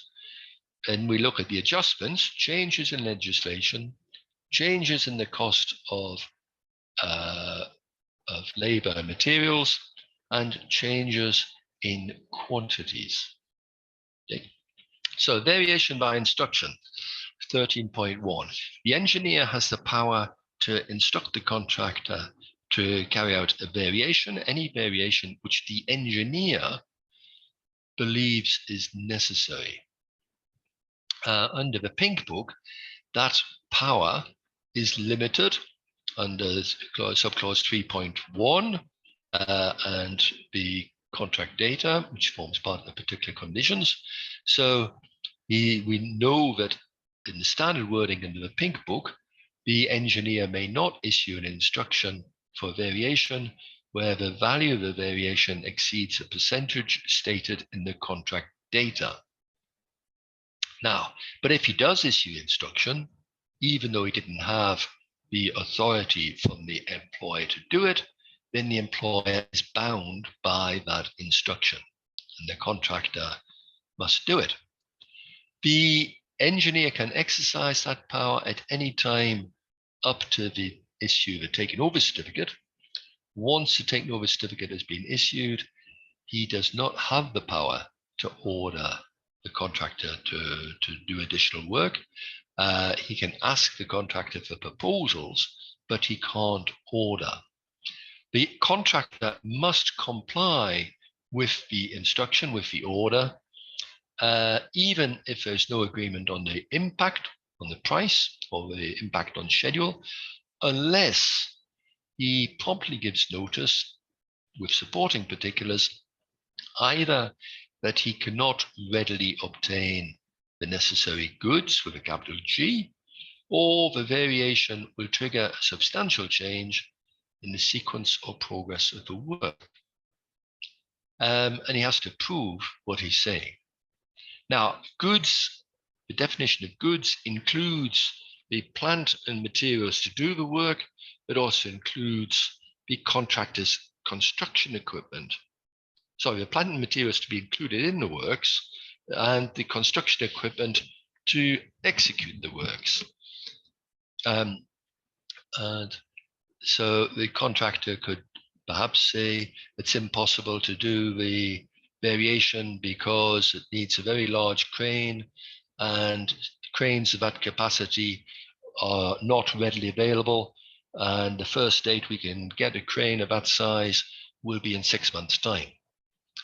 And to some extent, that also falls under the second category, that the variation will trigger a substantial change to the sequence of the progress of the works. Now, notwithstanding the fact that the contractor gives this notice, the engineer can still confirm the instruction and the contractor must comply. But in that case, he will have to obtain the goods, and whatever delay or additional cost is incurred will have to be taken into account in valuing the variation. On the other hand, the engineer can withdraw his instruction or he can modify his instruction. Now, what can that instruction cover? And well, under the pink book, it can be an increase or decrease in the quantity of any item of work. It can be an omission of work, except that you cannot omit work and give it to someone else. It can be a change to the character of the work or the quality, a change to the dimensions or the layout. It can be additional work, provided that additional work is necessary to complete the works as originally described. And then it can be a change to the sequence or timing of construction. Perhaps because of land acquisition problems, we tell the contractor to relocate his work to a different area. Now, one or two clarifications on this list. Under the pink book, the works are to be remeasured. The quantities of work go up and down. The quantities in the bill of quantities are simply estimated, and they're not to be taken as the actual quantities. So in following the design, you may find that the actual quantities are more than were in the bill of quantities or less. That variation in the quantity is not necessarily a variation with a capital V under the contract. The change in quantity for it to be a variation must come from an instruction from the engineer to change something, not simply it's the result of following the drawings. It must be that the engineer decides to install an additional manhole, or to change the level of the embankment, or to increase the size of the foundation. So there must be an instruction to do something which causes this modification in the quantity of the work. If it's just a normal modification in the quantity of the work as a result of following the drawings, you do not need to go through a process of formalizing a variation. Execute additional work needed to complete the works. The additional works must be closely related to the project. For example, it may be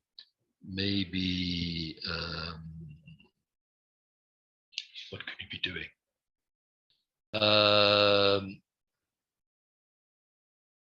You are upgrading a new road, and the new road has side roads tying into it. And when your contractor is constructing the new road, the engineer decides that there has to be some regrading of the connecting roads, side roads, in order to have a smooth transition between the side roads, the existing side roads, and the upgraded road. And so that additional work is necessary. It's closely related to the original works. The example of news is you cannot use this clause to order the contractor to build a new house for the transport minister as a variation to the works for building a new road. It's not necessary for the completion of the project. So, what else can we say about clause 13.1? Well, normally the instruction should be in writing, and it should be issued by someone who has the power to issue such instructions. And remember, on the first day, we talked about the delegated authority. The engineer should inform the contractor and the employer of the duties and responsibilities and the authority of each person in his team. Now, although the instruction should normally be in writing, under the pink book, there is a possibility of an oral instruction. But in that case, the contractor has 2 days in which to confirm the instruction, And if the engineer does not contest the instruction within the next 2 days, then the instruction is deemed to be valid. The contractor must comply, and he could be entitled to additional payment if that instruction is actually a variation. And that takes us back to the problem of, did the employer actually agree to that variation? Did ADB give their no objection, etc.? But if the contractor is satisfied the instruction was given, it has not been contested, it was given by someone with the necessary authority, he follows that, and it's not his problem if the employer did not agree. Now, if the engineer gives the instruction, but he does not state it is a variation, then the contractor must submit a notice of claim under subclause 20.1 if he expects to get an extension of time or additional payment. Under FIDIC 2017, it actually says that the contractor must send such a notice before commencing any work. And if he considers the instruction as a variation, he must point that out before commencing any work under the instruction. Right, let's stop there before we go to 13.3, and I'll deal with the chat because several things have come in. So often there's a bar on variation like 15% of the contract price. What could be done if the variation exceeds such limit? Well, that's interesting because the question comes up quite often. Well, in some countries, they deal with this by an amendment to the contract. The engineer cannot instruct a variation of a very large amount, but the employer can negotiate with the contractor and sign an amendment to the contract, which allows that increase. So that gets around the restriction on the engineer's authority. But what does ADB say about that? In some places, you would need to bid that work. You would need to ask for bids for people for that variation. And the reason is to stop breaches of the competition rules. Because if all the bidders had known that the volume of work was to be much greater, then they could have given a different price and they might have been the successful bidders. So you should not be adding on a lot of extra work to the original contract. And so it must be bid as a separate contract. So it depends what ADB procedures say about this. It depends what the law says about it. But the engineer cannot get around that 15%. It's up to the employer to find a solution. Now, Dayatullah says approval of variation completes with approval by the bank, which is a lengthy time-consuming process. Shall the engineer wait for such urgent approvals before the contractor complies? Well, that is a fundamental problem. There's a conflict between what the contract says and procedures between the employer and the bank. What the contract says is the engineer has the power to instruct things, and once the instruction is issued, the contractor must follow it, and whether or not the engineer had approval, the contractor is entitled to be paid. So if you want to follow the procedures, your internal procedures or the bank's procedures correctly, then the engineer should not issue the instruction until it's already been discussed with the bank and you have the letter of no objection. And as you say, that could take some time. And by the time it is achieved, it's too late to implement the instruction. Because the contractor is not to stop work, while he's waiting for such a variation instruction, he is to continue work. He might be asked about this, he might know it is coming, but until he receives the instruction, he must follow the original design. And if necessary, the engineer, as part of the variation, will have to instruct the contractor to demolish work which has already been done. So we have a problem here. The engineer must order the contractor to suspend work while it is being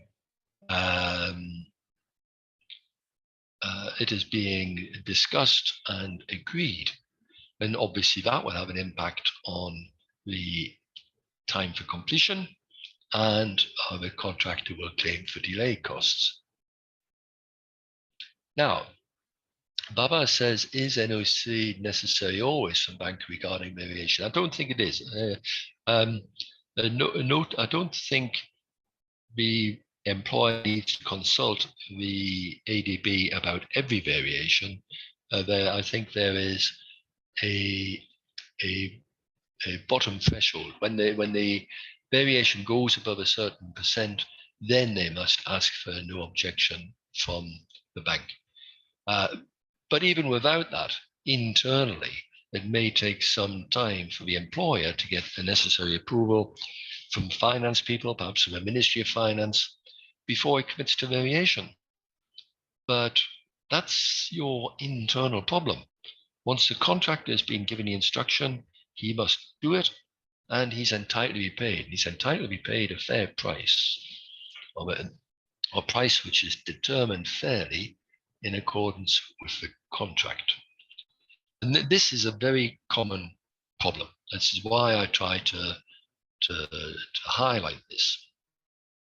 So one way of handling variations is, instead of simply giving an instruction and the contractor must comply, is to ask for a proposal from the contractor before instructing him to carry out the variation, and then agreeing with the employer whether that proposal is acceptable or not, agreeing with the bank if necessary, and then instructing the contractor to implement the variation.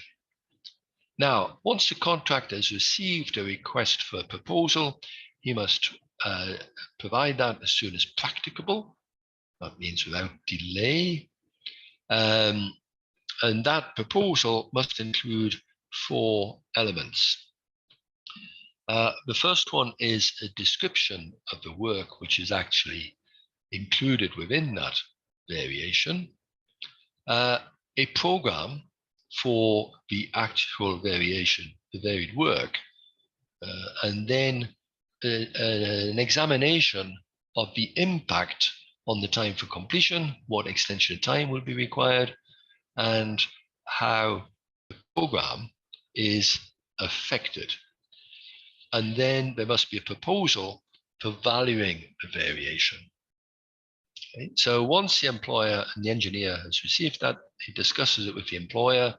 If they agree, the engineer issues the instruction and the contractor goes ahead. Okay, so the engineer must review, discuss with the employer, and then issue instruction. But while the engineer and the employer are reviewing the proposal, the contractor must continue working according to the original design. And so if the employer and the engineer take too long to decide, and by the time they decide to make the change, it could be too late. Let's now go back to the chat. And Amzali says, if there are changes from specifications or due to non-availability in the market, then can we make positive or negative variations? I'm not sure why it would be changes from a specification. So change to a specification can be a variation, but it depends on the circumstances, because the engineer does not have any power to relieve the contractor from an obligation under the contract. So a change to the specifications might fall under that item. Change the character or quality of any such work. So maybe the engineer decides to go for a cheaper alternative, a piece of plant, go for a cheaper piece of plant, in which case that would be a variation, and it would be a negative variation. Or it may be a more sophisticated item of plant with more recent software. And so it would be a positive variation. Non-availability in the market, that might be a reason. If for example, a certain grade of steel is, the delivery period's going to be very long, excuse me, you might decide to accept a different grade, but then to avoid the delay, although the delay would probably be the contractor's responsibility, but for the sake of the project, you might decide to accept a different grade of steel to avoid the delay, and that would be a variation. It would fall under that particular item. Change the character or quality of any such work. Now, we've done 13.1, we've done 13.3. Let's go to 13.2 in the middle there. Now, this is value engineering, where the contractor actually makes a proposal for a variation rather than the engineer asking for a proposal or issuing an instruction without a proposal. The contractor may make a proposal, but he's not under an obligation to do so. And the proposal can cover 4 items. Our first one is accelerate completion. The second one is to reduce the construction or operating costs. That's actually 2 items, because reducing the construction costs is one item and reducing the operating costs is a different item. Improve the efficiency or the value of the completed works, or otherwise provide a benefit to the employer. I'm not sure what would fall under that last item. The contractor can make a proposal. Like under clause 13.3, the engineer and the employer must then consider that proposal, and if it is accepted, the engineer approves the variation, because it's the clause 13 says the engineer can instruct or approve a variation. So again, until the variation is approved, the contractor must continue work with the original design, and so yeah, the decision must be made quite quickly. The contractor, if he makes such a proposal, does so at his own expense. The cost of preparing this proposal is his responsibility. If the proposal requires any design work, then the design is to be done by the contractor. Now, that might lead to some difficulties if things go wrong, because the main works will have been done by the original designer, and then the value engineering is designed by the contractor. And if there's a problem with the finished works, which comes from a design, who is responsible? Is it the original designer or is it the contractor because of his value engineering? So this needs to be considered when you're thinking about, or when you're reviewing the contractor's proposal. Now, although the contractor has to prepare the proposal at his own expense, he's entitled to a benefit if the proposal results in a saving. And the clause actually says the savings, the split savings, so the sharing of the savings is to be based on the difference between the reduction in contract value and the reduction, if any, in the value to the employer of the varied works. Well, that's not easy to understand. I was born in England. English is my mother tongue. About understanding that is not easy. If I try to put in give an example. We might say that because of the value engineering, the contractor, the cost of the works is 70% of the contract price, the accepted contract amount. So there's a saving of 30%. But that saving actually will reduce the value to the employer of only 10%. So the employer is getting almost the same project which he expected, but there's a it's only 10% less than he expected, but there's a 30% saving. So the difference between the two is 20%. So the contractor gets 10% and the employer keeps 10% of the benefit for himself. So it's not easy to understand what that means and how it functions. For example, acceleration, how do you work out, how do you apply those expressions and that formula to the acceleration? But value engineering should be viewed very carefully. For example, when you're talking about operational costs, will you believe the contractor when he tells you that if you make a change that he's proposing, then your operational costs for the next 20 years will be reduced? Can you trust his calculations? Are they reliable? How accurate are they? What is the range of inaccuracy? What's it called? The tolerance on the.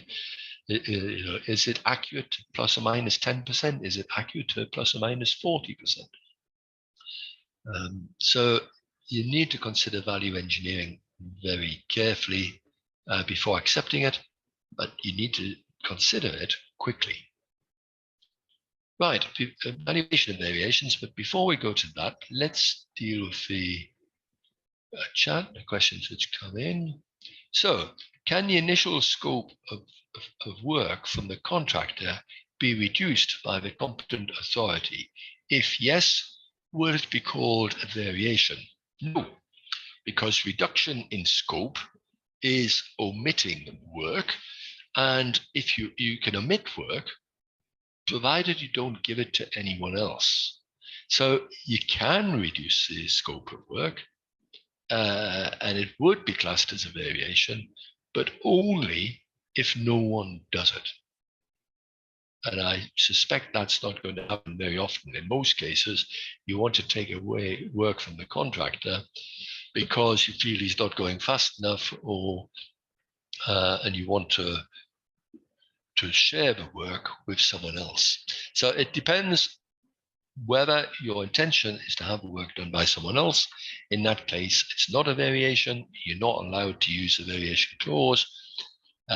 You must negotiate with the contractor to see if he agrees and sign an amendment to the contract. If you do not intend to do the work at all, you take it out the contract and no one does it, then it can be done as a variation. Now, if variation is due to change in quality of work, then who is the approving authority, the employer or the engineer? The engineer, as I said, does not have the authority to release a party from an obligation under the contract. However, he can change the character of the work or the quality of the work as a variation. He can accept a lower quality work, but there's a price for doing that. And so the contract price must be reduced to take account of the reduction in the quality of the work. And the engineer has authority to do that. It would be sensible for him to discuss it with the employer beforehand. And then we instruct the contractor to submit as-built drawing at DOC stage, even though he's not responsible for design and has not submitted alternate proposal. Are we stretching the contractor unnecessarily? Can he refuse if not covered in the contract? If it's not covered in the contract, if you haven't put it in the particular conditions, he can certainly refuse, because the general conditions say he will do the as-built drawings for parts of the works he has designed. And there's no obligation to do the as-built drawings for parts of the works which he did not design. And you're stretching it. Why don't you get the engineer to do it? The engineer's on site. Why is he not producing the as-built drawings? He should be measuring the quantities anyway, so he should be working with the drawings. So why should he not produce the as-built drawings? Now, let's then deal with evaluation of variations. And the relevant clause here is clause 12.3b, which sets out the process, the principles for the evaluation. And it's a step-by-step approach. You begin with the first one. If it's not applicable, you go to the second one. If it's not applicable, you go to the third. So the starting point is you must use the rates and prices which are found in the bill of quantities. So if a work is the same as in the bill of quantities, it's composed of items which are in the bill of quantities, you apply those rates and prices. But in some cases, the rates and prices or a description of a work in the bill of quantities does not correspond exactly to the work which is now to be done as part of the variation. And therefore, it would be unfair to take the rate from the bill of quantities. It could be that the contractor is being asked to excavate for 3 meters deep, whereas in the bill of quantities, there is only 2 meters. Now, and there's a price per cubic meter. Well, excavating to 3 meters may be more expensive than excavating to 2. Particularly if a contractor has to bring in a bigger excavator to be able to excavate to that depth, or because you're excavating the 3 meters, you're now in the water table, and so the contractor has to pump as well as excavate. And so in that case, the engineer must take the rates of the bill of quantities and adapt them to suit the new work. So it'd have to include the cost of pumping or include the additional cost of mobilizing a bigger piece of equipment and using a bigger piece of equipment.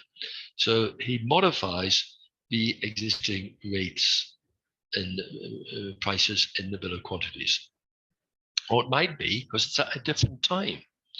For example, on a power station, the contractor who's doing the buried networks and the foundations often does the networks first, the grounding cable, etc., and the ducts before doing the foundations, because he has unobstructed working space. If he does the foundations first and then must install the underground networks, that can be very difficult because he have to do a lot of it by hand. He will no longer be able to bring in machines and to work between the different foundations. So the changing timing has an impact on the cost of the work, and so must be taken into account in the new rates. Now, in some cases, the work to be done under the variation is so different that it's impossible to use the existing rates in the bill of quantities, even to modify them. In which case, the engineer is to fix or agree or fix new rates or prices which are based on estimated reasonable cost plus profit. Now, the word estimated is not actually in the contract, and that leads to some misunderstandings. It says shall be agreed on the basis of reasonable cost plus profit. Now, some people take that to mean the contractor will keep records of the time spent, and you will calculate how much it's actually cost, and you add on some profit. But that's not what it says. It says the engineer will agree or fix new rates or prices. So it's not pay the contractor what his actual costs are, reasonable cost plus profit. It is develop a new unit rate, as though you were bidding for this work at the at the bid phase before the base date. So you have to estimate, make a reasonable estimate of the costs plus profit, and then convert that into unit rates. Okay, so those are the 3 steps. Now, if the engineer and the contractor are unable to agree on those new rates, or those modified rates, then the engineer has the power to fix them unilaterally, and he must inform the contractor and the employer. You don't keep him waiting for his money, because while you're discussing with the contractor, trying to get agreement on the rates, the engineer is supposed to determine provisional rates, so that the contractor receives payment as soon as he begins work. It may take 6 months to agree on the final rates and to get approval from the employer on the final rates, but you have to pay the contractor something in the meantime, each month, even though those discussions are still going on. Now, one thing to bear in mind is if the instruction to vary the works only arises because of some default or breach of contract by the contractor, then the additional cost is the contractor's responsibility. He does not get paid anymore, does not get paid in relation to the variation if the variation is only necessary because of his mistake or his bad workmanship or whatever. Okay? And in that case, he must bear the consequences. So the question I have here then is, how does the engineer fix a provisional rate if ADB has to give its no objection, or the Ministry of Finance must approve the variation? How does he do this? The contract requires him to do this. If he doesn't do it, he's placing you as the employer in breach of contract. So you're supposed to give him the power to do this, even though the Ministry of Finance is still looking at it, the ADB is still looking at it. The contractor is to be paid in the meantime. Now, let's answer your. No, let's do this, and then I'll go back to the chat. So this is a sort of summary of the different procedure. Your engineer can ask for a proposal under clause 13.3. The contractor submits a proposal, but that is optional. If the proposal is accepted, the engineer issues an instruction in writing, but it can be orally, subject to that procedure I set out. Or instead of asking for a proposal, the engineer can go straight to issuing the instruction without the proposal. Now, the contractor, once he's received the instruction, must acknowledge receipt, and unless he raises one of those 2 objections about being unable to get the goods or about the major impact on the timing of the work, he must comply with the instruction. And if the engineer does not say it is a variation, the contractor must issue a notice of claim under clause 20.1 stating that it is a variation. And then remember, even if the engineer was required to get approval for this instruction before issuing it, but he didn't, the contractor is entitled to be paid. Once the contractor's had the instruction, he starts work, he's entitled to be paid. And then the engineer values the work on the basis of that clause 12.3b, and pending agreement, he must decide upon a provisional payment and include that in the interim payment certificates. Let's stop there while I see all the questions come in on the chat. Okay, so what is meant by reasonable profit? What percentage of cost leave a reasonable profit? Well, we have some guidance in the Pink Book, because the Pink Book says that when the contract refers to additional costs plus profit, the profit will be 5% unless a different percentage is stated in the contract data. Now, that doesn't mean to say the contractor gets 5% everywhere, but in relation to his claims, where the clause says the contractor is entitled to an extension of time and reasonable cost plus profit, then he gets the cost plus 5%. So that is that provides some guidance to the amount of profit you could include when you are valuing variations. Now, can we ask contractor to give a proposal on the new rates? You can, but under clause 13.3, because under proposal, under 13.3, the contractor makes a proposal for the new rates, and then the engineer reviews them, and they decide with the employer whether to accept them or not. So you can ask him to do it, even if you go to 13.1 and give the instruction to do the work without asking for a proposal. You can still ask the contractor for his proposal after that as a basis for his evaluation under 12.3. And under FIDIC 2017, this is actually written into the contract. Even if you don't ask for a proposal, you simply instruct the contractor to make the change, then the contractor must carry out the work, but he must also submit a proposal as the basis for discussion. Okay, what is the percentage the engineer can make and approve as a variation? Well, it varies. It depends what the particular conditions say. The contract data says.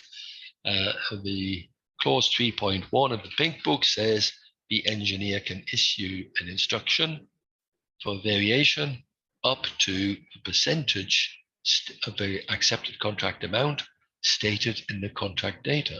So it's up to the employer and the bank to decide on that percentage when they are setting up the bidding documents. And then, can engineer instruct variation that are over and above the signed value of the contract without consulting the employer? I assume you mean here that you're going beyond the accepted contract amount. Well, if you're working with a red book, then the engineer could issue any instruction which would increase the contract price above the accepted contract amount. The accepted contract amount might include some contingencies to cover such additional cost. The engineer can use up those contingencies by giving different instructions and accepting claims without consulting the employer. But a sensible engineer would keep the employer informed. But under the Pink Book, of course, we have this clause, as I mentioned, 3.1, which says the engineer must not issue an instruction without prior approval from the employer if the variation costs more than the percentage stated in the contract data. So it's limited by that. Okay. Right, well, let's then go on to the next part, which is day works, because day works is one way of paying for a variation. So the engineer can instruct the contractor to carry out a variation on a day work basis, but he can only do that if the contract includes a day work schedule which lists the rates and prices to be used as the basis for payment. And these are usually hourly rates for work or daily rates for workers and pieces of equipment. And then there's the actual cost of the materials plus a percentage, which is often 15%. Now, the contractor does the work on this basis, and then he must submit records daily of the resources actually used, and the engineer should check those daily. It's very important to do so. Now, sometimes I see projects where the contractor keeps records of the time spent and the materials supplied, and then he seeks payment on a day work basis. But he has no entitlement to do that unless the engineer has issued an instruction to do varied work on a day work basis. So there must be a variation instruction, and that instruction must state that payment is to be by day works. Now, I also see projects where people do not submit the records daily and then not checked daily. And this is often a big source of disputes. I remember seeing one project where I found a letter in the file where the contractor said, please find herewith our day work records for the last 6 months. Well, how can the engineer check who was doing what 6 months earlier? He needs to get the records the same day or the following morning when things are fresh in his memory, and he can agree or disagree with the amount being invoiced by a contractor. The problem here is that months later, no one can check what actually happened. So the auditors and such like, anti-corruption people, etc., cannot check. They are relying entirely upon the engineer's signature. If the engineer signed, then you cannot contest it. It's impossible to check. That is the best. It's the only way we have of knowing whether it was done or it was not done. So to avoid things getting out of control, they were and avoid corruption and embezzlement and such like, day work should only be used for very minor works which cannot be measured. So you cannot show it on drawings and calculate the quantities because you can't measure it, you can't show it on a drawing. So it should only be used for items like that. And it should, because it's only used for very minor works, the total amount of day works on any project should be small. If you have a large amount of day works, then there's a problem on the project. Someone is cheating. Someone is not following the system. It should be very small. Now, right. Okay, that finishes variations. We'll move to changes in legislation. But before doing so, another couple of points on the chat. One point, actually. If variation amount exceeds contract value and contract is fine accepting that, then can we proceed with the contractor? I'm not sure what you mean by exceeds the contract value. I don't think you mean the variation. The amount of the variation is more than the contract value, but the variation, once it is instructed, once that's added to the contract price, it goes above. You've used up all the contingencies. I think that's what you mean. Well, the contractor, you can obviously proceed. In fact, the contractor must proceed if he receives the instruction. He has no choice. He must proceed to carry out the work. However, a sensible contractor would send a request under clause 2.4 asking the contractor for the employer for details of his financial arrangements.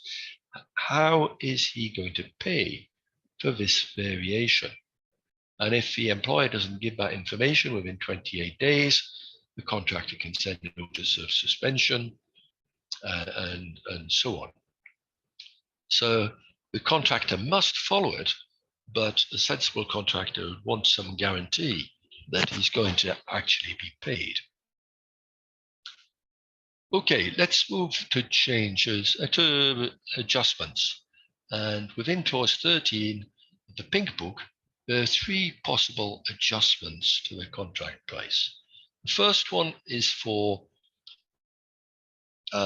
changes in legislation. The second one is due to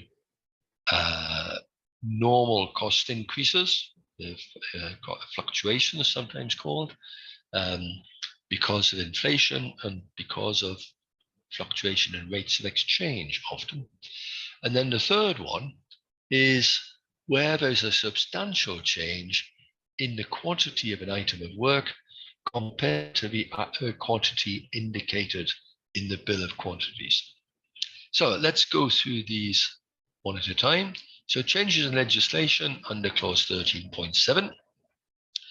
So either party can ask for an adjustment to the contract price if the costs go up or down as a result of a change in the laws of the country where the project is located, or interpretation of the existing legislation made after a base date, which is 28 days before submission of bids.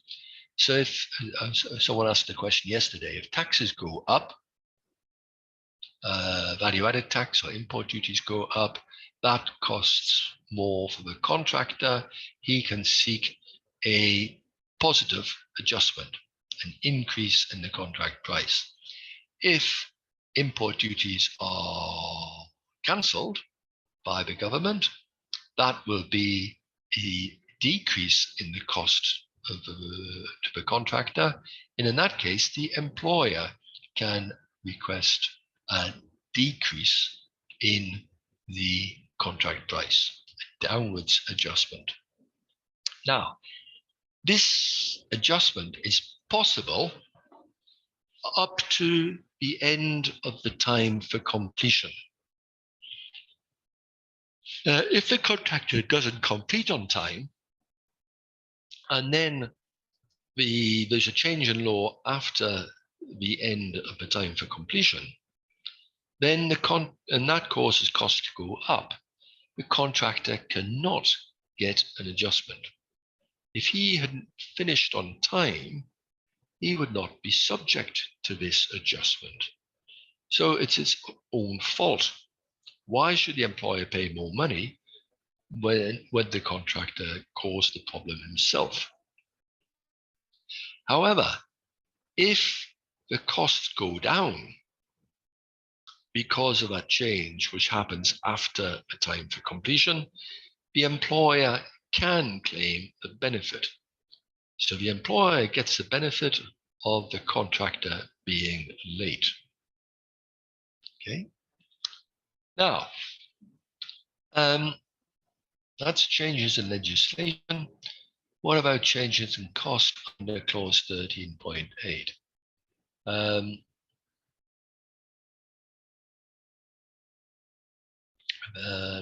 Let's look at before I deal with this, let's just look at the chart. If a contract is provided with inaccurate quantities or drawings, would that automatically allow the contractor to pursue a variation claim? No, it would not. He is entitled to be paid for the actual quantities done and following the drawings. Now, if the quantities go up, he is paid more. If the quantities go down, he's paid less. And normally he's not, it's not a variation because there's no instruction.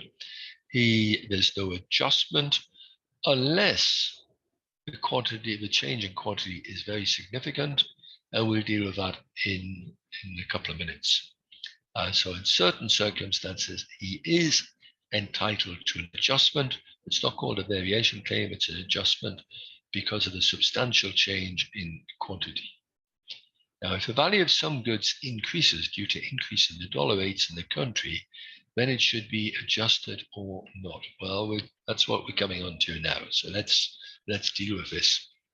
So FIDIC contracts have subclause 13.8, which allows for adjustments to take account of increases or decreases in the cost of labor, goods, and other inputs for the work, services, etc.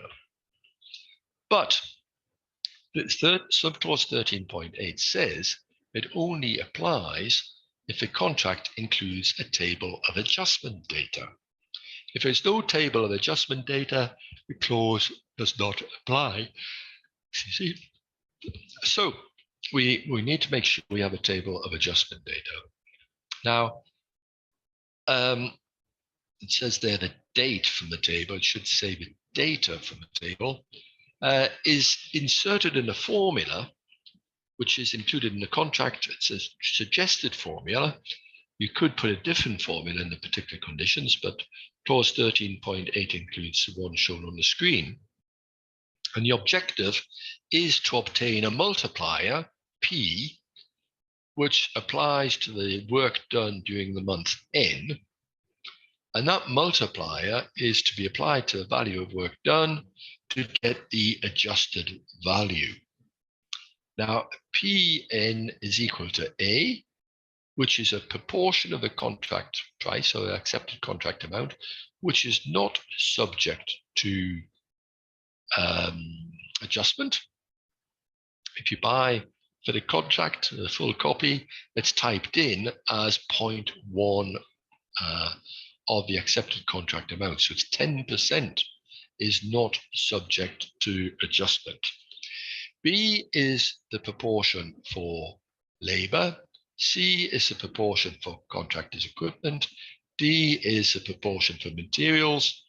And that can be broken down into steel, copper wire, diesel, cement, other items, which the employer decides when he's preparing the bidding documents. What items are you going to compensate the contractor for if the costs go up or even coming down? What benefit will you as the employer get if they come down? LO is an index for the cost of labor at the base date and taken from the table of adjustment data. EO is the equivalent index for equipment, MO the index for materials. LN is the index for labor to be used this month. EN is the one for equipment for this month, and M is for materials this month. You actually use the index which was available 49 days before the cutoff date for the preparation of the statement. So if the statement is to cover the month of August, the contractor should prepare the statement up to the 31st of August. And so he then must look at the indices which were available 49 days prior to that. So that is the 13th of July. What indices were available on the 13th of July? And the reason is, I think, because if the contractor is going to invoice for work done during August, he must have placed the order for materials in July. And so we look at what the indices were in July rather than at the end of August. Whether it should be 49 days or 42 days, or that's debatable, but FIDIC says 49. Now that is interesting because it means that FIDIC is just taking a judgment on this. They said 49 days. And that could be right, it might be wrong. And this whole formula might be right, it might be wrong. It might lead to the contractor being overcompensated. It might lead to him being undercompensated. It depends what the indices are. It depends on B, C, D. This formula is an attempt at sharing risk. It does not guarantee that the contractor will be fully compensated. The formula is actually independent of time. It doesn't look at when the contractor actually uses the items or he actually buys the items. He might buy reinforcing steel at the very start of the project. He might use part of the advance payment to pay for the reinforcing steel. And yet, if the cost goes up in the second year, the contractor will be compensated, even though he bought the steel much, much earlier. And it can go the other way, that on some projects, the contractor will be doing a lot of earthworks at the start of the project. He's not using much reinforcing steel, he's not using concrete, but he is using diesel for his equipment.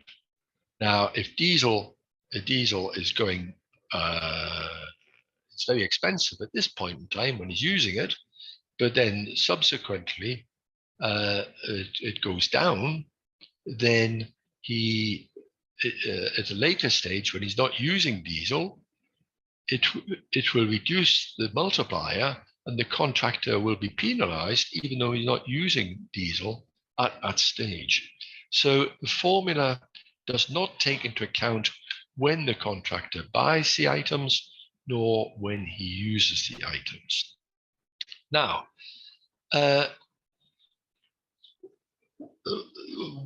what are the factors then? What are the other factors which have an impact on this, this calculation? Well, firstly, what items are you going to include? Diesel, cement, reinforcing steel, etc. That's up to the employer. Cost of bitumen if it's a road. What factors are you going to include? If you choose them well, then the contractor might be compensated significantly. If you choose them inappropriately, then it's the opposite. He may under-recover, he may be penalized. What about this portion A, which is not subject to adjustment? It's 10% in the standard FIDIC contract, but if you put 50%, then contractor has to bear 50% of the risk. Now, that may save you money, but it may cost you money, because if he knows that 50% of the risk is his, a sensible contractor will add that into his bid price. And so you will pay whether the costs go up or not, because the bid price will be higher. This is what Jeff Taylor was saying on the first day about the allocation of risk. If you put too much risk on the contractor, what will be the consequences? Now, again, B, C, and D, that has an impact. Some employers fix B, C, and D themselves, percentage of labor, percentage of equipment, etc. Some leave it to the bidders to assess. And if you do that, some bidders play games, they gamble, they say, well, bitumen will go up a lot, and so we put very high percentage for bitumen, and that way we get a lot of extra money. So they play with these percentages. They gamble with them. And then where the indices is going to come from, and are they reliable? Do they, because this formula must be applied to each currency of payment with coefficients for each currency of payment. Well, if you have payment in dollars, what coefficients are you going to use for the cost of labor when you have payment in dollars? Are you going to use coefficients for labor in the United States or coefficients for labor in Pakistan? So there's a question of the source of the indices and the reliability. And then, as I said, the timing of cost increases has an impact as well. Now, because you're doing this calculation for different currencies, then the impact of the currency fluctuations is taken into account to some extent. So if you are buying cement, you're importing cement from another country, and you're paying for, the contractor's paying for cement in dollars, then the change in exchange rate, and you're paying them in the local currency, then the change in the exchange rate on the dollars will increase his costs of buying a cement. And depending on how this formula is set up, you will have to compensate him for that change in costs due to the depreciation of your currency against the US dollar. And again, on the arbitration case I'm dealing with at the moment, this has come up. Now, in the particular conditions, you can insert a different formula instead of the one that FIDIC proposes, or you can modify it. You can change that proportion A. Sometimes people say, well, there'll be no adjustment for the first year. The contractor will carry all the risk of cost increases for the first year. But then what do you do if the contractor is late? So he's only done 20% of work instead of 40%. So 20% was at his risk. And now in the second year, when you're having to pay for cost increases, that applies to 80% instead of 60%.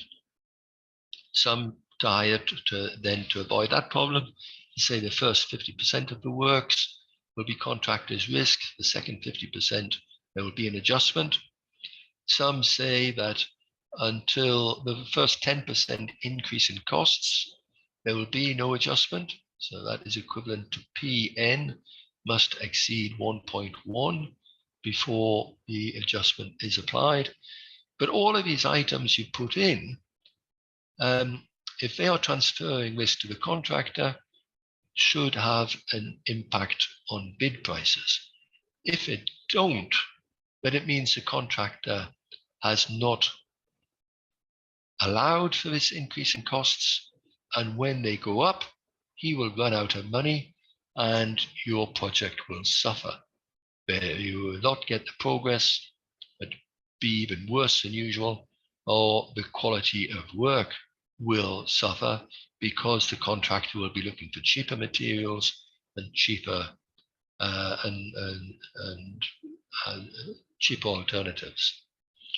So it's not, in my view, a good idea to modify this formula.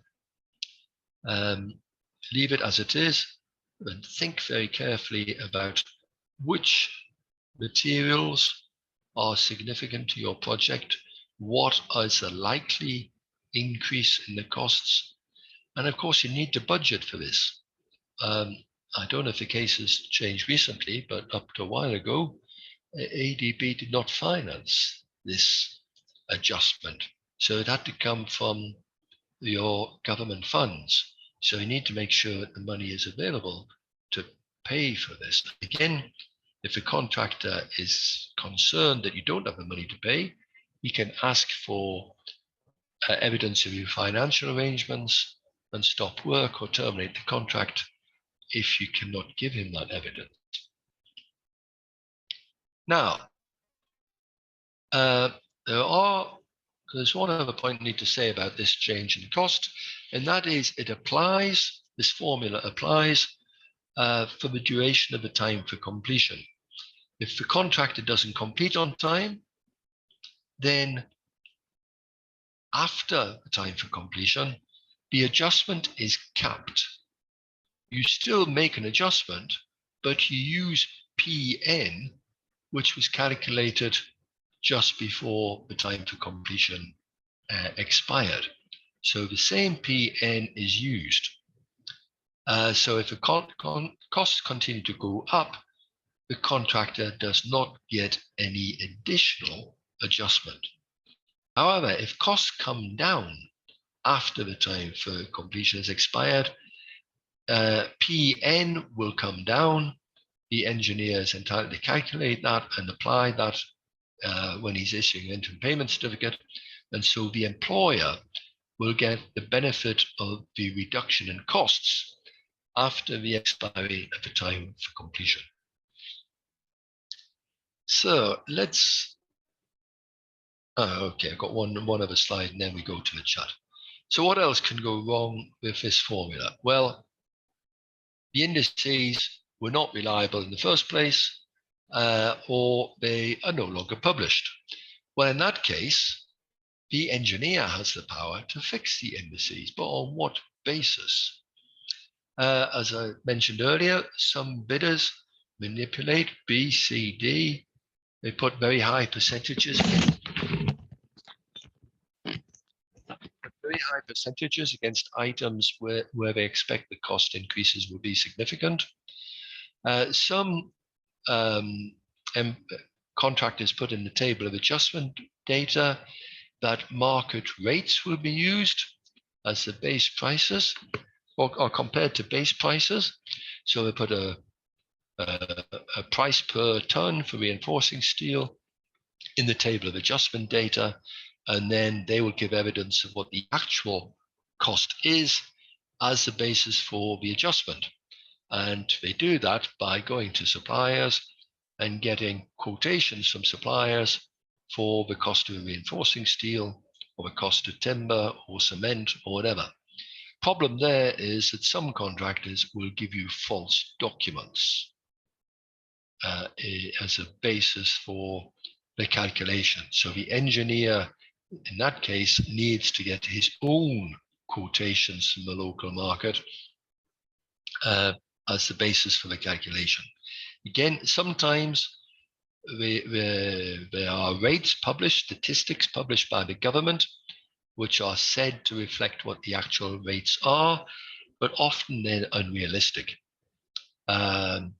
They not often, but sometimes they are unrealistic. In countries where there's a lot of demand for cement, for example, or for diesel, then often the suppliers charge more than the official rate published by the government, and the contractor will have to pay those higher rates in order to get the supplies. Again, as the formula is not related to time, it's independent of time, the contractor might choose to order or to buy the high-risk items at the very start of a project using advance payment, and then deliver them to site at a very early stage and maybe get the advance for materials delivered to site as a way of maximizing their income. But of course, they might be on site too early and they might deteriorate while they're on site, or they might be theft while they're on site. So you need to consider particularly whether you're going to have the adjustment if you also agree to pay for advances for materials delivered to site. It's often better to choose one or the other, but not both. So if you have the advance for materials delivered to site, don't pay the adjustment formula.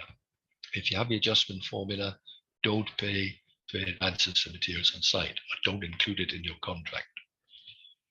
Right, before we go to change in quantity, let's just look at let's look at the chat. Okay, we dealt with the dollar rise. Okay, what happens if there's no adjustment clause and contract is fixed rate and time? If the contract gets delayed and EOT is given, how will the rates be adjusted? That's a good question. It often comes up. When the contract is awarded on a fixed price basis, that is, there's no adjustment formula, there's no adjustment foreseen, the contractor carries the risk of cost increases. But he carries the risk of cost increases provided you do not delay him.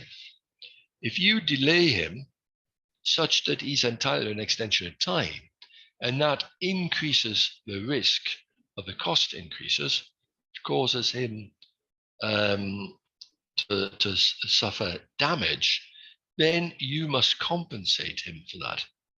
So he is entitled to claim the increased cost of the materials and labor due to the delay.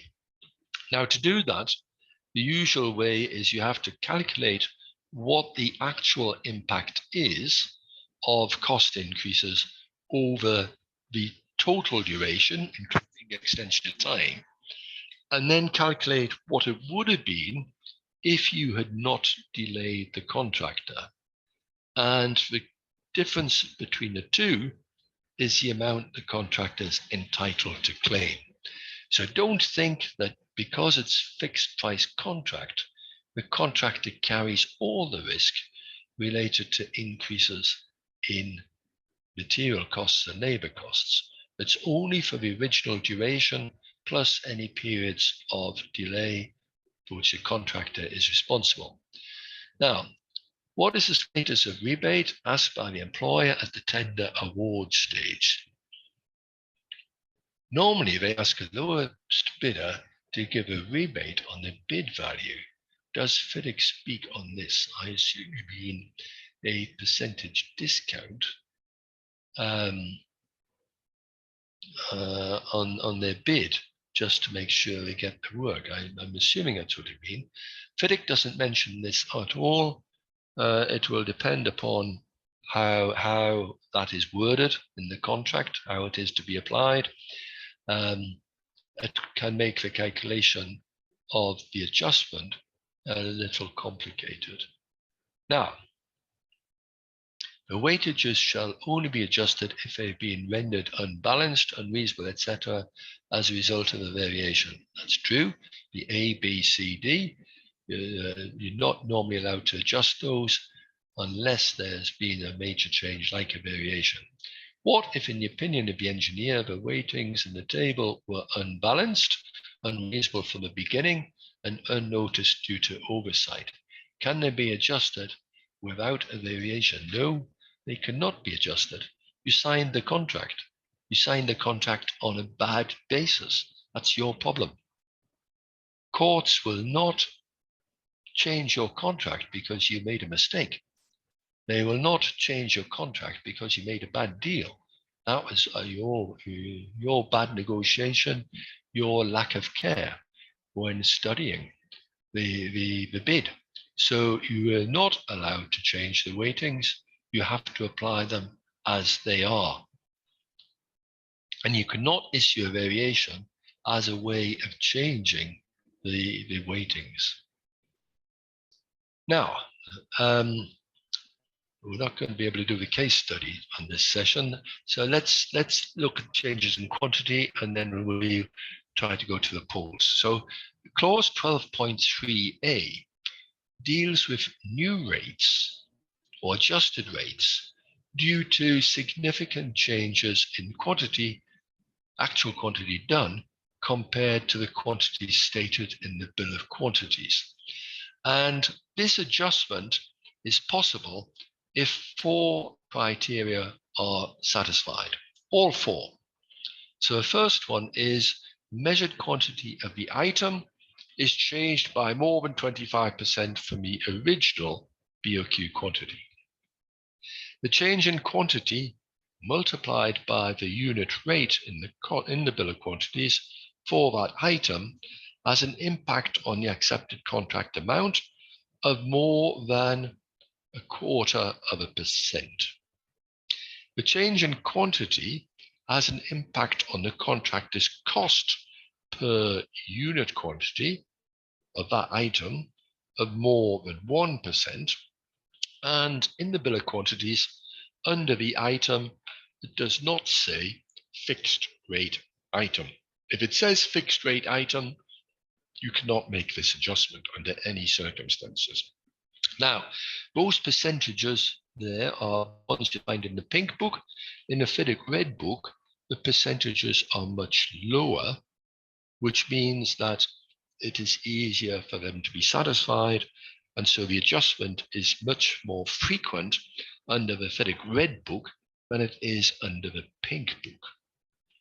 So let's look at how this applies, just so you understand it. So I take this item, cut to fill. This is excavated material, which is now going to be used for embankments. And it's in cubic meters. The original quantity in the bill of quantities was 110,000 cubic meters, and the rate was $3.60 per cubic meter. So the amount is $396,000. The final quantity, when the item is finished, shows that the contract is entitled to be paid for 150,000 cubic meters at the same rate, gives an amount of 540,000. The accepted contract amount when the contract was signed was $25 million. Now, the increase in quantity is 40,000 cubic meters. 40,000 cubic meters compared to 110,000 cubic meters is 36.4%, which is more than 25%, which was condition 1. So condition 1 is satisfied. Condition 2 dealt with the impact on the accepted contract amount, which is here. This item was originally $396,000. It's now gone up to $540,000. So the impact is 144,000, which compared to 25 millions is 0.576%. The limit fixed in the contract was 0.25. So we have satisfied that condition as well. The third one is in relation to the contractor's costs. Now, I'm telling you, the original cost for the contractor, excluding his profit, for doing 1 cubic meter was $3.24. His revised cost, given the greater quantity, drops to $3.18 per cubic meter. The decrease in cost is 6 cents. Now, 6 cents divided by the original cost, $3.24, is 1.85%. The amount stated had to be above 1%. That's what the contract says, which it is. So that condition is satisfied also. And in the original bill of quantities, it does not say fixed rate item. So all 4 conditions are satisfied. So the adjustment can now be made. And the adjustment is the original rate less the 6 cent saving. So it's $3.54. And the $3.54 applies to all 150,000 cubic meters. So the employer gets the benefit of the saving, but the contractor gets his profit on the 150,000 instead of 110,000. The profit is not related, but the employer gets a cost saving. Now, the problem we have here is that in order to do this calculation, we need that original cost per cubic meter. And we also need the breakdown. How much of that is mobilization of equipment, demobilization of equipment, running cost of using the equipment, cost of labor, so that we can modify that calculation to get the revised cost. This is not the actual cost. This is how is this original cost, which was used as the basis of the bid, how is that impacted by the change in quantity? If the contractor priced this at the larger quantity at the beginning in the bidding phase, what would have been his unit rate? and it would have been $3.54 instead of $3.60, because his fixed costs of mobilizing and demobilizing equipment have been spread out over a much bigger quantity. So that results in a lower unit cost per cubic meter. Now, that will depend upon the circumstances. If the contractor had to mobilize additional equipment or bigger equipment to do this bigger volume, then it could have gone the other way. Perhaps revised cost would have gone up instead of coming down. So you never know before you do a calculation what the answer is going to be, although you might have some suspicions about it. You can only do this once the item is finished, but you don't have to wait until the entire project is finished. But once all earthworks is finished, you can do the calculation. Okay. Now, it used to be in older FIDIC contracts, if the contract price went up by 25% or down by 25%, there could be an adjustment. But now it is per item. You don't do it for the entire project, you do it per item. Now, right, that brings us to the end of today's session. Any comments on that? Any questions? No. Well, we've used up our time, unfortunately. We don't have any time for the polls today. We don't have any time for the case study. So we'll end for today. And then tomorrow, our last day, we'll do our claims and disputes. Okay, thank you very much. Have a good end to your day. Bye-bye.